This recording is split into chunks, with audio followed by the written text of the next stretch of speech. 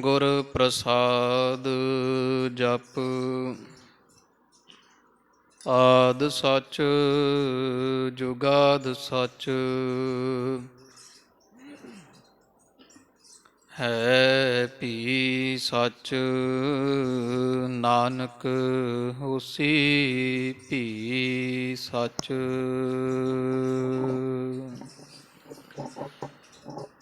ਸ਼੍ਰੀ ਨਾਨਕ ਪਦ ਪੰਕਜ ਬੰਦਨ, ਪਦ ਪੰਕਜ ਬੰਦਨ। ਸਿਮਰੋ ਅੰਗਦ ਦੋਖ ਨਿਕੰਦਨ, ਅਮਰਦਾਸ ਗੁਰ ਹਿਰਦੇ ਧਿਆਵਾਂ ਜੀ, ਹਿਰਦੇ ਧਿਆਵਾਂ। ਸ੍ਰੀ ਗੁਰ ਰਾਮਦਾਸ ਗੁਣ ਗਾਵਾਂ, ਸ੍ਰੀ ਅਰਜਨ ਬਿਘਨ ਨ ਕੇ ਨਾਸ਼ਕ ਜੀ, ਬਿਘਨ ਨ ਕੇ ਨਾਸ਼ਕ। ਹਰ ਗੋਬਿੰਦ ਸ਼ੁਭ ਸੁਮਤ ਪ੍ਰਕਾਸ਼ਕ,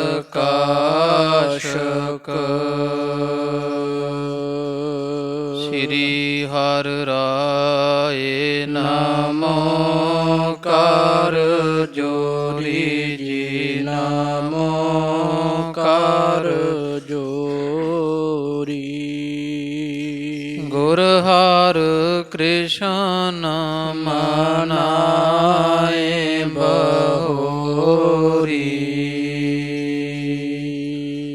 ਤੇਗ ਬਹਾਦਰ ਪਰਮ ਕਿਰਪਾਲਾ ਜੀ, ਪਰਮ ਕਿਰਪਾਲਾ। ਸ੍ਰੀ ਗੁਰ ਗੋਬਿੰਦ ਸਿੰਘ ਬਿਸਾਲਾ, ਤਰੋਂ ਤਰਾ ਪਰ ਪੁੰਨ ਪੁੰਨ ਸੀਸਾ ਜੀ, ਪੁੰਨ ਪੁੰਨ ਸੀਸਾ। ਬੰਦੋਂ ਬਾਰ ਬਾਰ ਜਗਦੀਸ਼ਾ,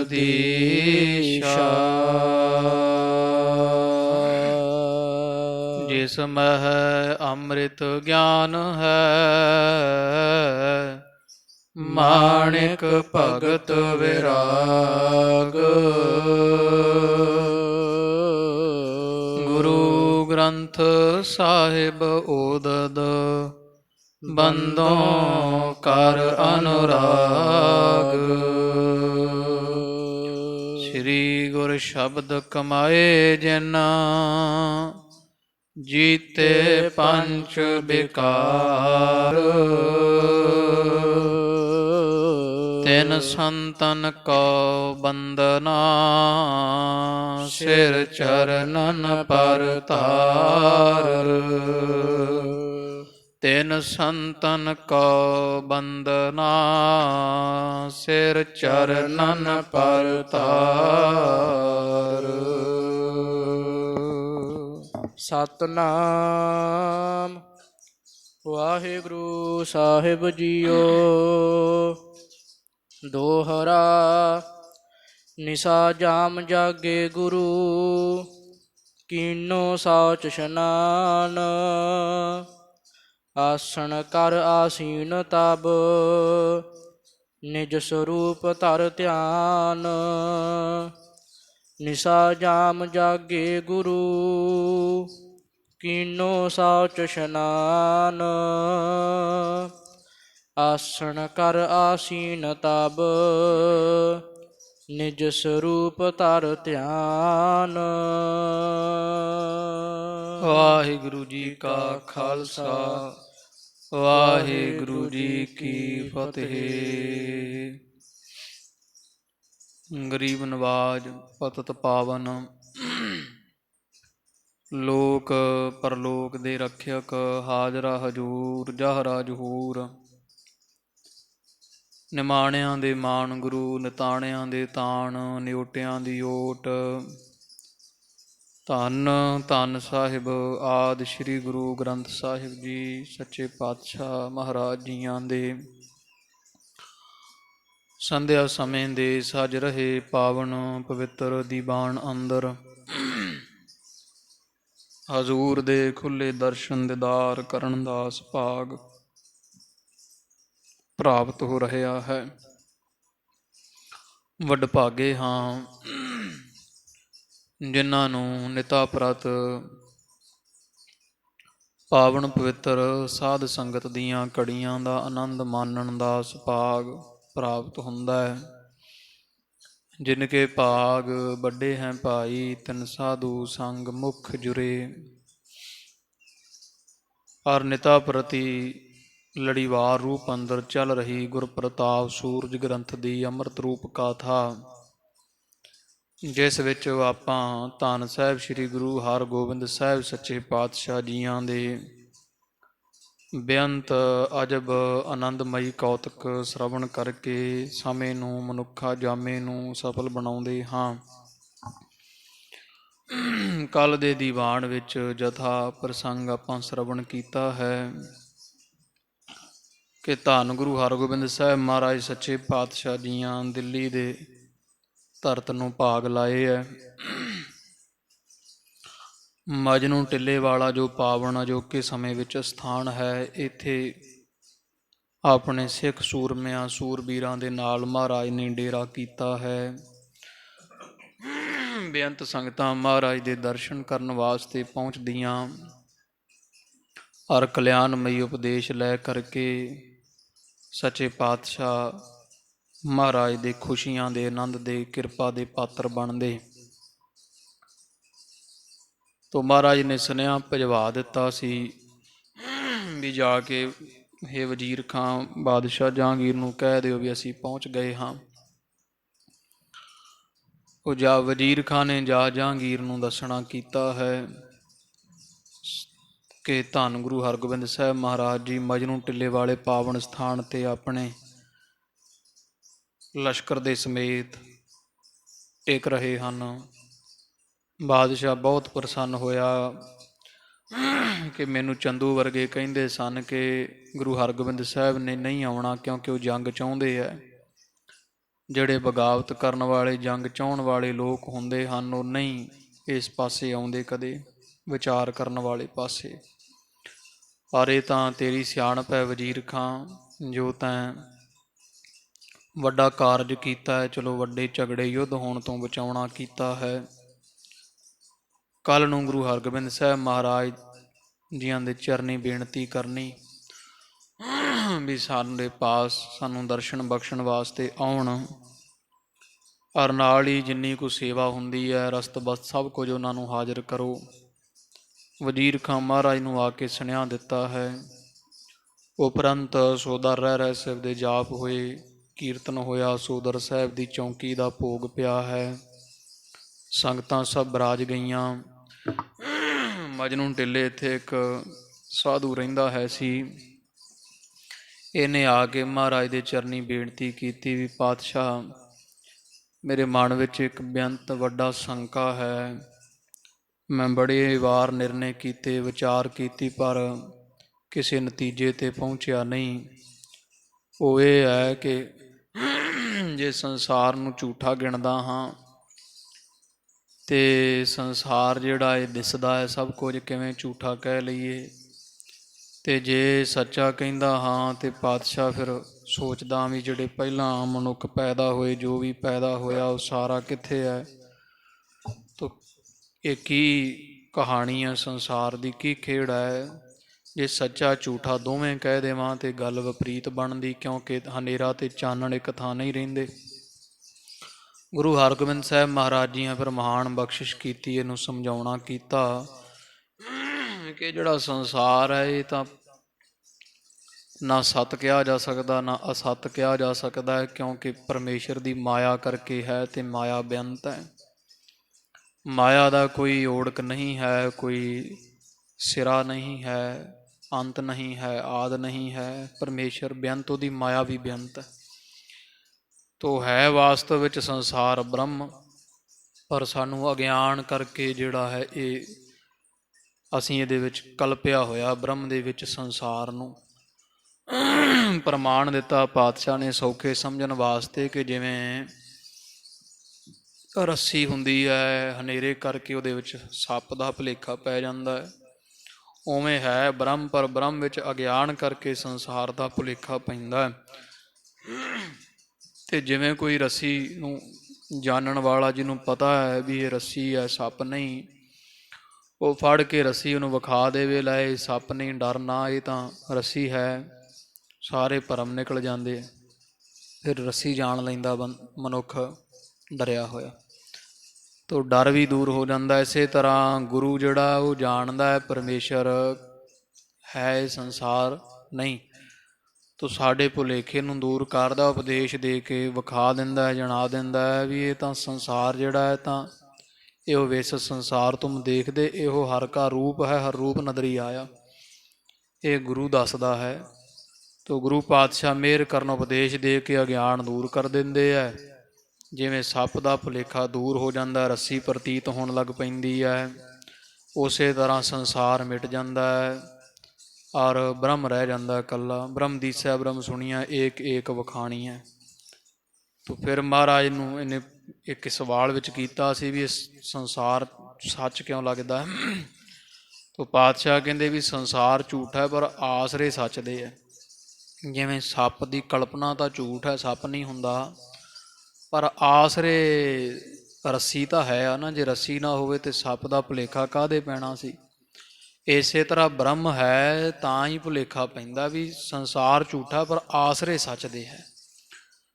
ਤੋ ਫਿਰ ਮਹਾਰਾਜ ਕਹਿੰਦੇ ਅਦ੍ਰਿਸ਼ਟ ਨੂੰ ਵੇਖ ਭਾਈ ਸਾਧੂ ਜੀ, ਜਿਹੜਾ ਸਾਹਮਣੇ ਹੈ ਦਿਸਦਾ ਸੰਸਾਰ ਨੂੰ ਛੱਡ, ਇਹ ਤਾਂ ਨਾਨਾ ਬੱਤ ਵਿੱਚ ਫਸਾਉਂਦਾ ਹੈ। ਸੰਸਾਰ ਜੀ ਦੇ ਆਸਰੇ ਖੜਾ ਹੈ, ਉਹ ਅਧਿਸ਼ਠਾਨ ਰੂਪ ਜਿਹੜਾ ਪਰਮੇਸ਼ਰ ਹੈ, ਸਾਰਿਆਂ ਦਾ ਆਸਰਾ ਰੂਪ ਹੈ। ਕਿਸੇ ਵਿੱਚ ਕਿਸ ਤਰ੍ਹਾਂ ਵਰਤ ਰਿਹਾ, ਕਿਸੇ ਵਿੱਚ ਕਿਸ ਤਰ੍ਹਾਂ ਵਰਤ ਰਿਹਾ। ਜਿਵੇਂ ਰੁੱਖਾਂ 'ਚ ਹਰਿਆਲੀ, ਫੁੱਲ ਵਿੱਚ ਖੁਸ਼ਬੂ ਹੋ ਕਰਕੇ ਵਰਤਦਾ, ਜੀਵ ਵਿੱਚ ਚੇਤਨ ਸੱਤਾ ਹੋ ਕਰਕੇ ਵਰਤਦਾ। ਤੋ ਇਹੋ ਜਿਹਾ ਬ੍ਰਹਮ ਪਰਮੇਸ਼ਰ ਜਿਹੜਾ ਸਾਰਿਆਂ ਦਾ ਆਸਰਾ, ਜਿਵੇਂ ਮਾਲਾ ਦਿਸਦੀ ਪਰ ਮਾਲਾ ਹਾਰ ਵਾਸਤਵ ਵਿੱਚ ਉਹ ਧਾਗੇ ਦੇ ਆਸਰੇ ਬੱਝਾ ਹੁੰਦਾ। ਧਾਗਾ ਖਿੱਚ ਲਓ, ਮਾਲਾ ਕਿੱਥੇ ਰਹਿਣੀ ਹੈ। ਇਹ ਆਤਮਾ ਚੇਤਨ ਸੱਤਾ ਸਤ ਚਿਦਾਨੰਦ ਪਰਮੇਸ਼ਰ ਜਿਹੜਾ ਉਹ ਸਾਰਿਆਂ ਵਿੱਚ ਧਾਗੇ ਵਾਂਗੂ ਉਹਨੇ ਜਗਤ ਪਰੋਇਆ ਹੋਇਆ ਸਾਰਾ। ਤੋ ਇਸ ਤਰ੍ਹਾਂ ਸੱਚੇ ਪਾਤਸ਼ਾਹ ਜੀਆਂ ਸਮਝਾਇਆ ਕਿ ਉਹ ਛੱਡ ਇਹਨੂੰ ਸੰਸਾਰ ਨੂੰ।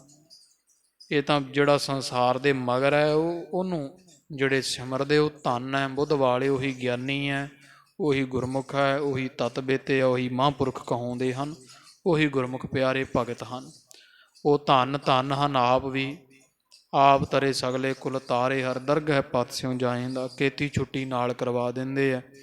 ਤੋ ਪਾਤਸ਼ਾਹ ਨੇ ਇਸ ਤਰ੍ਹਾਂ ਸਾਧ ਸੰਗਤ ਜੀ ਵਿਚਾਰ ਤੋਂ ਬਹੁਤ ਸੂਖਮ ਹੈ ਸੀ। ਮਹਾਰਾਜ ਨੇ ਪਾਵਨ ਪਵਿੱਤਰ ਉਪਦੇਸ਼ ਇਸ ਜੋਗੀ ਨੂੰ ਦਿੱਤਾ। ਇੱਥੇ ਇੱਕ ਹੋਰ ਪੱਖ ਹੈ ਜਿਹੜਾ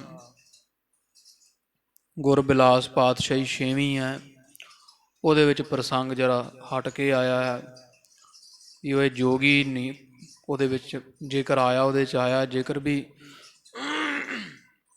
ਇੱਥੇ ਦਿੱਲੀ ਵਿੱਚ ਇੱਕ ਉਹ ਫਕੀਰ ਸਾਧੂ ਰਹਿੰਦਾ ਸੀ, ਸ਼ਾਹੀ ਕਾਜੀ ਸੀ ਉਹ, ਮੁਹੰਮਦ ਸ਼ਾਹ। ਇਹ ਨਿਜ਼ਾਮੂਦੀਨ ਦਾ ਚੇਲਾ ਸੀ ਅਤੇ ਉਮਰ ਜੋਗ ਸਿੱਧੀ ਕਰਕੇ ਬੜੀ ਕੀਤੀ ਹੋਈ ਸੀ, ਜਿਸ ਕਰਕੇ ਇਹਦਾ ਸਾਰਾ ਦਿੱਲੀ ਵਾਸੀ ਸਭ ਇਹਦਾ ਸਤਿਕਾਰ ਕਰਦੇ ਸਨ। ਰਿੱਧੀਆਂ ਸਿੱਧੀਆਂ ਜਾਣਦਾ ਸੀ ਅਤੇ ਬਾਦਸ਼ਾਹ ਨੇ ਭੇਜਿਆ ਸੀ ਉਹਨੂੰ ਵੀ ਜਾ ਕੇ ਵੇਖ ਵੀ ਗੁਰੂ ਹਰਗੋਬਿੰਦ ਸਾਹਿਬ ਜੀ ਆਏ ਆ, ਸੁਣਿਆ ਕਰਾਮਾਤ ਬੜੀ। ਵਜ਼ੀਰ ਖਾਨੇ 'ਚੋਂ ਦੱਸਿਆ ਜਾ ਕੇ ਵੀ ਸਾਹਿਬ ਇਹ ਕਰਾਮਾਤ ਹਨ। ਇਹਨੂੰ ਭੇਜਿਆ ਸੀ ਅਤੇ ਇਹਨੇ ਰਸਤੇ ਵਿੱਚ ਹੀ 4-5 ਦੇ ਨਾਲ ਮਨੁੱਖ ਹੋਰ ਸਨ। ਇਹਨੇ ਕਲਪਨਾ ਕੀਤੀ ਸੀ ਵੀ ਸੁਣਿਆ 15 ਕੁ ਵਰ੍ਹਿਆਂ ਦੇ ਗੁਰੂ ਸਾਹਿਬ ਹੈ, ਅਤੇ ਜੇ ਵਾਕਿਆ ਹੀ ਇਹਨਾਂ 'ਚ ਕੋਈ ਕਰਾਮਾਤ ਹੈ ਤਾਂ ਸਾਨੂੰ ਜਾਂਦਿਆਂ ਨੂੰ ਨਾਂ ਲੈ ਕੇ ਬੁਲਾਉਣ ਇਕੱਲੇ ਇਕੱਲੇ ਦਾ। ਤੇ ਨਾਲ ਸਾਨੂੰ ਗੁਰੂ ਨਾਨਕ ਪਾਤਸ਼ਾਹ ਦੇ ਘਰ ਸੁਣਿਆ ਕੜਾਹ ਪ੍ਰਸ਼ਾਦ ਬਹੁਤ ਆਨੰਦਦਾਇਕ ਬਣਦਾ। ਸਾਨੂੰ ਪੰਚਮ ਕੜਾਹ ਪ੍ਰਸ਼ਾਦ ਛਕਾਉਣ ਬਿਨਾਂ ਮੰਗੇ ਤੋਂ, ਤੇ ਨਾਂ ਲੈ ਕੇ ਇਕੱਲੇ ਇਕੱਲੇ ਨੂੰ ਸੱਦਣ। ਫਿਰ ਜਾਣਾਂਗੇ ਵੀ ਵਾਕਿਆ ਹੀ ਸਾਹਿਬੇ ਕਰਾਮਾਤ ਤੇ ਅੰਤਰਜਾਮੀ ਹੈ। ਮਹਾਰਾਜ ਜਦੋਂ ਇਹ ਕਿਨਾਰੇ ਤੇ ਖੜੇ ਹੋਏ ਸਨ ਜਮਨਾ ਨਦੀ ਦੇ, ਇਹ 5 ਜਣੇ ਆ ਕੇ 7 ਜਣੇ ਮਹਾਰਾਜ ਦੇ ਮਗਰਲੇ ਪਾਸੇ ਖੜ ਗਏ। ਸਿੱਖ ਨੇ ਆਣ ਬੇਨਤੀ ਕੀਤੀ, ਮਹਾਰਾਜ ਕੋਈ ਦਰਵੇਸ਼ ਲੋਕ ਤੁਹਾਡੇ ਨਾਲ ਵਿਚਾਰ ਕਰਨ ਵਾਸਤੇ ਆਏ ਹੈ। ਸਤਿਗੁਰਾਂ ਨੇ ਵੇਖਦਿਆਂ ਸਾਰ ਉੱਥੇ ਘਾਹ ਦੇ ਉੱਪਰ ਹੀ ਹਰੇ ਥਾਂ ਤੇ ਵਿਛਾਈ ਕਰਵਾਈ, ਤੇ ਪਾਤਸ਼ਾਹ ਨੇ ਇਕੱਲੇ ਇਕੱਲੇ ਦਾ ਨਾਮ ਲੈ ਲੈ ਕੇ, ਆਓ ਜਿਹੜਾ ਵੈ ਨਿਜ਼ਾਮੂਦੀਨ ਦੇ ਸ਼ਾਗਿਰਦ ਪੀਰ ਸ਼ਾਹ ਸਿਕੰਦਰ ਬੈਠੋ। ਤੂੰ ਇਕੱਲੇ ਇਕੱਲੇ ਦਾ ਨਾਮ ਲੈ ਕੇ ਪਾਤਸ਼ਾਹ ਨੇ, ਕੋਈ ਸ਼ਾਹੀ ਕਾਜੀ ਵੀ ਸਨ, ਤੇ ਜਦੋਂ ਨਾਂ ਲਿਆ 15 ਵਰ੍ਹਿਆਂ ਦੀ ਉਮਰ ਮਹਾਰਾਜ ਦੀ ਵੇਖ ਕੇ ਦੰਗ ਰਹਿ ਗਏ। ਤੇ ਉਹਨੇ ਚਿਰ ਨੂੰ ਦਿੱਲੀਓਂ ਕੋਈ ਸਿੱਖ ਪਰਿਵਾਰ ਪਹੁੰਚਿਆ, ਵੱਡਾ ਜਿਹੜਾ ਵੈ ਥਾਲ ਦੇਗ, ਉਹਨੇ ਪੰਚਮ ਕੜਾਹ ਪ੍ਰਸ਼ਾਦ ਦੀ ਮਹਾਰਾਜ ਨੂੰ ਅਰਦਾਸ ਕਰਵਾਉਣੀ ਸੀ। ਤੇ ਪਾਤਸ਼ਾਹ ਦੇ ਪਾਸ ਉਹ ਸਿੱਖ ਨੇ ਬੇਨਤੀ ਕੀਤੀ, ਮਹਾਰਾਜ ਕੋਈ ਪਰਿਵਾਰ ਦੀ ਇੱਛਾ ਪੂਰੀ ਹੋਈ ਸੀ, ਉਹ ਦੇਗ ਲੈ ਕੇ ਆਏ ਹੈ। ਤੋ ਸੱਚੇ ਪਾਤਸ਼ਾਹ ਮਹਾਰਾਜ ਨੇ ਅਰਦਾਸ ਮਹਾਰਾਜ ਦੇ ਅੱਗੇ ਹੋਈ, ਭੋਗ ਲੱਗਿਆ, ਤੇ ਪਾਤਸ਼ਾਹ ਮਹਾਰਾਜ ਨੇ ਸਿੱਖ ਨੂੰ ਆਖਿਆ ਇਹਨਾਂ ਨੂੰ ਖੁੱਲ੍ਹੇ ਗੱਫੇ ਦਿਓ, ਇਹ ਗੁਰੂ ਨਾਨਕ ਪਾਤਸ਼ਾਹ ਦੇ ਘਰ ਦਾ ਕੜਾਹ ਪ੍ਰਸ਼ਾਦ ਖਾਣ ਦੀ ਇੱਛਾ ਰੱਖ ਕੇ ਇੱਥੇ ਆਏ। ਇਹ ਸਾਰੇ ਹੀ ਫਿਰ ਮਹਾਰਾਜ ਦੇ ਚਰਨੀ ਡਿੱਗ ਪਏ ਸਨ। ਉੱਥੇ ਇਹ ਜ਼ਿਕਰ ਆਇਆ ਵੀ ਇਹ ਜਿਹੜਾ ਇਹ ਕੋਈ ਸ਼ਾਹੀ ਕਾਜੀ ਵਿਦਵਾਨ ਸੀਗਾ ਸ਼ਾਹ ਮੁਹੰਮਦ ਸਿਕੰਦਰ, ਇਹਦਾ ਬੜਾ ਪ੍ਰਤਾਪ ਸੀ, ਤੇ ਫਿਰ ਮਹਾਰਾਜ ਦੇ ਚਰਨੀ ਡਿੱਗ ਪਿਆ ਸੀ। ਜਾ ਕੇ ਆਖਿਆ ਇਹਨੇ ਬਾਦਸ਼ਾਹ ਜਹਾਂਗੀਰ ਨੂੰ ਵੀ ਉਹਨਾਂ ਨਾਲ ਜਿਹੜੀ ਗੱਲ ਕਰਨੀ ਹਿਸਾਬ ਨਾਲ, ਤਰੀਕੇ ਨਾਲ, ਨੀਤੀ ਨਾਲ ਕਰਿਆ ਜੇ, ਕਿਉਂਕਿ ਉਹ ਅੰਤਰਜਾਮੀ ਵੀ ਹੈ ਤੇ ਕਿਸੇ ਪੱਖ ਤੋਂ ਬਾਲਕ ਨਾ ਜਾਣਨਾ ਉਹਨਾਂ ਨੂੰ। ਉੱਥੇ ਥੋੜ੍ਹਾ ਪ੍ਰਸੰਗ ਐ ਆਇਆ ਹੈ। ਤੋ ਰਹੋ ਵਿਚਾਰ ਮਹਾਰਾਜ ਨੇ ਇਹ ਸੰਤ ਨੂੰ ਸੰਤੋਖੇ ਨਾਮੇ ਜੋਗੀ ਨੂੰ ਨਦਰੋਂ ਨਦਰ ਨਿਹਾਲ ਕੀਤਾ ਹੈ। ਅੱਗੇ ਜਿਵੇਂ ਮਹਾਰਾਜ ਫਿਰ ਜਹਾਂਗੀਰ ਨਾਲ ਮੇਲ ਕਰਨ ਵਾਸਤੇ ਜਾਂਦੇ ਹੈ, ਸਿੱਖ ਸੰਗਤਾਂ ਨੂੰ ਤਾਰਦੇ ਹੈ, ਇੱਥੇ ਦੀਵਾਨ ਸਜਦੇ ਹੈ, ਉਹ ਪ੍ਰਸੰਗ ਆ ਰਿਹਾ ਹੈ। ਚਿੱਤ ਬਿਰਤੀ ਨੂੰ ਇਕਾਗਰ ਕਰੀਏ ਜੀ। ਧੰਨ ਗੁਰੂ ਹਰਗੋਬਿੰਦ ਸਾਹਿਬ ਸੱਚੇ ਪਾਤਸ਼ਾਹ ਦੀਨ ਦਿਆਲ ਗਰੀਬ ਨਵਾਜ ਨੂੰ ਹਿਰਦੇ ਵਸਾ ਆਖੋ ਜੀ ਸਤਿਨਾਮ ਸ਼੍ਰੀ ਵਾਹਿਗੁਰੂ ਸਾਹਿਬ ਜੀ। ਸਤਿਨਾਮ ਸ਼੍ਰੀ ਵਾਹਿਗੁਰੂ ਸਾਹਿਬ ਜੀ।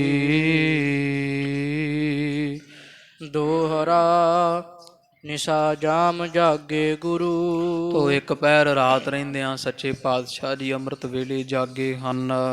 ਕੀਨੋ ਸੌਚ ਇਸ਼ਨਾਨ। ਸ਼ੌਚਾਚਾਰ ਕਿਰਿਆ ਸੋਧੀ, ਇਸ਼ਨਾਨ ਪਾਣੀ ਕੀਤਾ ਹੈ। ਆਸਣ ਕਰ ਆਸੀਨ ਤਬ। ਤੋ ਗਰੀਬ ਨਵਾਜ ਵਸਤਰ ਪਹਿਨ ਕੇ ਆਸਣ ਤੇ ਸਜ ਗਏ ਹੈ, ਚੌਂਕੜਾ ਮਾਰ ਕੇ ਆਸਣ ਮੱਲ ਲਿਆ ਹੈ। ਨਿਜ ਸਰੂਪ ਧਰ ਧਿਆਨ। ਤੇ ਆਪਣੇ ਸਵੈ ਸਰੂਪ ਦਾ ਗਰੀਬ ਨਵਾਜ ਨੇ ਧਿਆਨ ਧਾਰ ਲਿਆ, ਕਿਉਂਕਿ ਬ੍ਰਹਮ ਇੱਕ ਨਿਰਗੁਣ ਸਰੂਪ ਹੈ, ਸਰਗੁਣ ਸਰੂਪ ਨਿਰਗੁਣ ਵਿੱਚ ਟਿਕ ਗਏ ਹਨ। ਚੌਪਈ ਆਸਾ ਵਾਰਦ ਬਾਬੀ ਗਾਵੈ। ਤੋ ਬਾਹਰ ਤੰਬੂ ਵਿੱਚ ਵੱਡੇ ਪੰਡਾਲ ਵਿੱਚ ਦੀਵਾਨ ਸਜ ਗਿਆ ਹੈ। ਤੋ ਆਸਾ ਦੀ ਵਾਰ ਦਾ ਕੀਰਤਨ ਆਰੰਭ ਹੋ ਗਿਆ ਹੈ। ਰਾਗੀ ਸਿੱਖ ਆਸਾ ਦੀ ਵਾਰ ਦਾ ਕੀਰਤਨ ਆਰੰਭ ਕਰ ਰਹੇ ਹਨ। ਰਾਗ ਰਾਗਣੀ ਰੁਚਿਰ ਬਸਾਵੈ। ਤੇ ਬੇਅੰਤ ਸੁੰਦਰ ਸ਼ਬਦ ਰਾਗਾਂ ਤੇ ਰਾਗਣੀਆਂ ਵਿੱਚ ਗਾਏ ਜਾ ਰਹੇ ਪਾ ਕਰਕੇ। ਕੇਤਿਕ ਸਿੱਖ ਸੁਣਹਿ ਤਹਿ ਆਏ। ਕਈ ਸਿੱਖਾਂ ਨੇ ਸੁਣਿਆ ਵੀ ਗੁਰੂ ਹਰਗੋਬਿੰਦ ਸਾਹਿਬ ਜੀ ਦਿੱਲੀ ਆਏ ਹੋਏ ਆ। ਨਵੀਂ ਸੰਗਤ ਦਿੱਲੀ ਦੀ ਨੇ। ਸੁਣ ਸੁਣ ਕੇ ਅੰਮ੍ਰਿਤ ਵੇਲੇ ਸੰਗਤਾਂ ਪਹੁੰਚਣ ਲੱਗੀਆਂ ਹਨ। ਕਿਤਕ ਕੰਠ ਤੇ ਪਾਠ ਅਲਾਏ। ਤੇ ਕਈ ਜਿਨ੍ਹਾਂ ਨੂੰ ਗੁਰਬਾਣੀ ਕੰਠ ਸੀ, ਉਹ ਆਪੋ ਆਪਣੇ ਆਸਣਾਂ ਤੇ ਬੈਠੇ ਹੋਏ ਕੰਠ ਗੁਰਬਾਣੀ ਪੜ੍ਹ ਰਹੇ, ਨਿਤਨੇਮ ਕਰ ਰਹੇ ਹਨ। ਸਤਿਨਾਮ ਸਿਮਰਤ ਸਭ ਡੇਰੇ। ਤੇ ਜਿਹੜੇ ਕੋਈ ਅਨਪੜ੍ਹ ਜਿਨ੍ਹਾਂ ਨੂੰ ਨਹੀਂ ਬਾਣੀ ਪੜ੍ਹਨੀ ਆਉਂਦੀ, ਉਹ ਸਿੱਖ ਮਹਾਰਾਜ ਦੇ ਨਾਲ ਜਿਹੜੇ ਕੋਈ ਸੰਗਤਾਂ ਆਈਆਂ ਸਨ, ਉਹ ਨਾਮ ਜਪਦੇ ਵਾਹਿਗੁਰੂ ਵਾਹਿਗੁਰੂ ਵਾਹਿਗੁਰੂ। ਤੜਕੇ ਇਸ਼ਨਾਨ ਪਾਣੀ ਕਰਕੇ ਘੰਟਾ ਸਵਾ ਘੰਟਾ ਇਸ ਤਰ੍ਹਾਂ ਜਿਹੜਾ ਚੌਂਕੜਾ ਲਾ ਕੇ ਕਰ ਰਹੇ ਹਨ। ਜਨ ਅੰਮ੍ਰਿਤ ਬਰਖੰਤ ਬਡੇਰੇ। ਉਹ ਕਵੀ ਜੀ ਕਹਿੰਦੇ ਗੱਲ ਕੀ ਅੰਮ੍ਰਿਤ ਵੇਲਾ ਹੈ, ਤੇ ਮਨ ਨੂੰ ਅੰਮ੍ਰਿਤ ਵੇਲੇ ਇਲਾਹੀ ਨੂਰ ਵਰਦਾ, ਅੰਮ੍ਰਿਤ ਵਰ ਰਹਿਆ, ਗੁਰਬਾਣੀ ਪੜ੍ਹੀ ਜਾ ਰਹੀ, ਸਿੱਖ ਸਾਰੇ ਸਮਾਧੀਆਂ ਵਿੱਚ ਲੀਨ ਹਨ। ਪ੍ਰਾਤ ਹੋਤਲਾ ਸਤਿਗੁਰ ਬਾਣੀ, ਦਿਨ ਚੜ੍ਹੇ ਤੱਕ ਧੰਨ ਗੁਰੂ ਨਾਨਕ ਪਾਤਸ਼ਾਹ ਦੇ ਘਰ ਦੀ ਜੋ ਗੁਰਬਾਣੀ ਹੈ, ਪਠਤ ਸੁਣਤ ਕਰ ਪ੍ਰੀਤ ਮਹਾਨੀ, ਤੋ ਮੜੇ ਪ੍ਰੇਮ ਦੇ ਨਾਲ ਗੁਰੂ ਕੇ ਸਿੱਖ ਅੰਮ੍ਰਿਤ ਵੇਲੇ ਉੱਠੇ ਹੋਏ ਤੜਕੇ ਤੇ ਦਿਨ ਚੜ੍ਹੇ ਤੱਕ ਗੁਰਬਾਣੀ ਪੜ੍ਹੀ ਜਾ ਰਹੀ ਹੈ। ਸੂਰ ਉਦੈ ਸਭ ਸੂਰ ਤੇ ਸੁਆਏ, ਬੜੇ ਪ੍ਰੇਮ ਭਾਵਨਾ ਦੇ ਨਾਲ ਸਿੱਖ ਦਿਨ ਚੜ੍ਹੇ ਤੱਕ ਗੁਰਬਾਣੀ ਪੜ੍ਹ ਰਹੇ ਆ। ਇਹਨੇ ਨੂੰ ਜਿਹੜਾ ਸੂਰਜ ਚੜ੍ਹ ਆਇਆ ਤੇ ਜਿੰਨੇ ਮਹਾਰਾਜ ਦੇ ਨਾਲ ਰਹਿਣ ਵਾਲੇ ਸੂਰਮੇ ਸਿੱਖ ਸਨ ਫੌਜਦਾਰ, ਉਹ ਵੀ ਮਹਾਰਾਜ ਦੇ ਪਾਸ ਪਹੁੰਚ ਗਏ ਹਨ। ਗੁਰ ਤੰਬੂ ਦਰ ਪਰ ਸਮੁਦਾਏ, ਜਾਂ ਉਹ ਗੁਰੂ ਹਰਗੋਬਿੰਦ ਸਾਹਿਬ ਮਹਾਰਾਜ ਦੇ ਤੰਬੂ ਦੇ ਅੱਗੇ ਤਿਆਰ ਬਰ ਤਿਆਰ ਹੋ ਕੇ ਖੜ ਗਏ, ਕਿਉਂਕਿ ਮਹਾਰਾਜ ਦੇ ਤੰਬੂ ਚੋਂ ਨਿਕਲਣ ਦਾ ਸਮਾਂ ਹੋ ਗਿਆ, ਸਮਾਧੀ ਚੋਂ ਉੱਠਣ ਦਾ। ਜਾਣ ਕੇ ਜਿਹੜੇ ਕੋਈ ਸੂਰਮੇ ਹੈ, ਪਹਿਰੇਦਾਰ ਹੈ, ਉਹ ਤੰਬੂ ਦੇ ਅੱਗੇ ਆਣ ਖੜ ਗਏ ਹਨ। ਸ਼੍ਰੀ ਹਰਗੋਬਿੰਦ ਚੰਦ ਆਨੰਦੇ, ਇਧਰ ਆਨੰਦ ਸਰੂਪ ਜਾਂ ਨਿੰਦਣ ਤੋਂ ਰਹਿਤ ਸੋਭਾ ਦੇ ਘਰ ਧੰਨ ਗੁਰੂ ਹਰਗੋਬਿੰਦ ਸਾਹਿਬ ਚੰਦ ਸਰੂਪ। ਬਿਕਸੇ ਜੁਗ ਲੋਚਨ ਅਰਬਿੰਦੇ, ਜਦੋਂ ਦਿਨ ਚੜ੍ਹ ਆਇਆ ਮਹਾਰਾਜ ਨੇ ਨੇਤਰ ਖੋਲੇ ਤੇ ਸਮਾਧੀ ਚੋਂ ਉਥਾਨ ਹੋਏ ਹਨ। ਸੂਖਮ ਬਸਤਰ ਮਹਿਦ ਅਭਿਰਾਮਾ, ਮਹਾਰਾਜ ਨੇ ਬਰੀਕ ਜਿਹੜਾ ਤਾਰ ਦਾ ਸੂਖਮ ਤੰਦਾਂ ਦਾ ਬਣਿਆ ਹੋਇਆ ਸੁੰਦਰ ਚੋਲਾ ਪਹਿਨਿਆ ਹੈ, ਬਹੁਤ ਸੁੰਦਰ ਹੈ।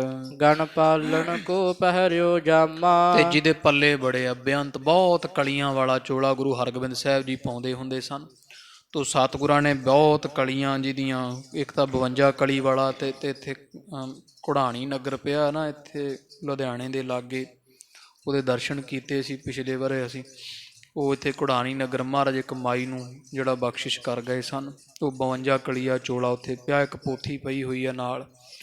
ਤੋ ਸੱਚੇ ਪਾਤਸ਼ਾਹ ਮਹਾਰਾਜ ਗਰੀਬ ਨਵਾਜ ਇਸ ਤਰ੍ਹਾਂ ਹੀ ਵੀ ਵਧੀਕ ਪੱਲਿਆਂ ਦਾ ਕਲੀਆਂ ਵਾਲਾ ਚੋਲਾ ਪਹਿਨਦੇ ਹਨ।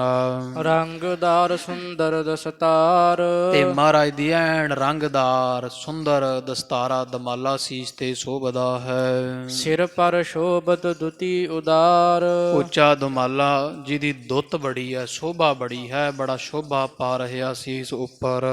ਉਪਰ ਜਿਗਾ ਜਵਾਹਰ ਜਰੇ, ਤੋ ਹਜ਼ੂਰ ਨੇ ਜਿਗਾ ਸਜਾਈ ਦੁਮਾਲੇ ਦੇ ਉੱਪਰ, ਜਿਸ ਦੇ ਉੱਪਰ ਬੜੇ ਨਗ ਤੇ ਸੁੰਦਰ ਜਵਾਹਰਾਤ ਜੜੇ ਹੋਏ ਹਨ।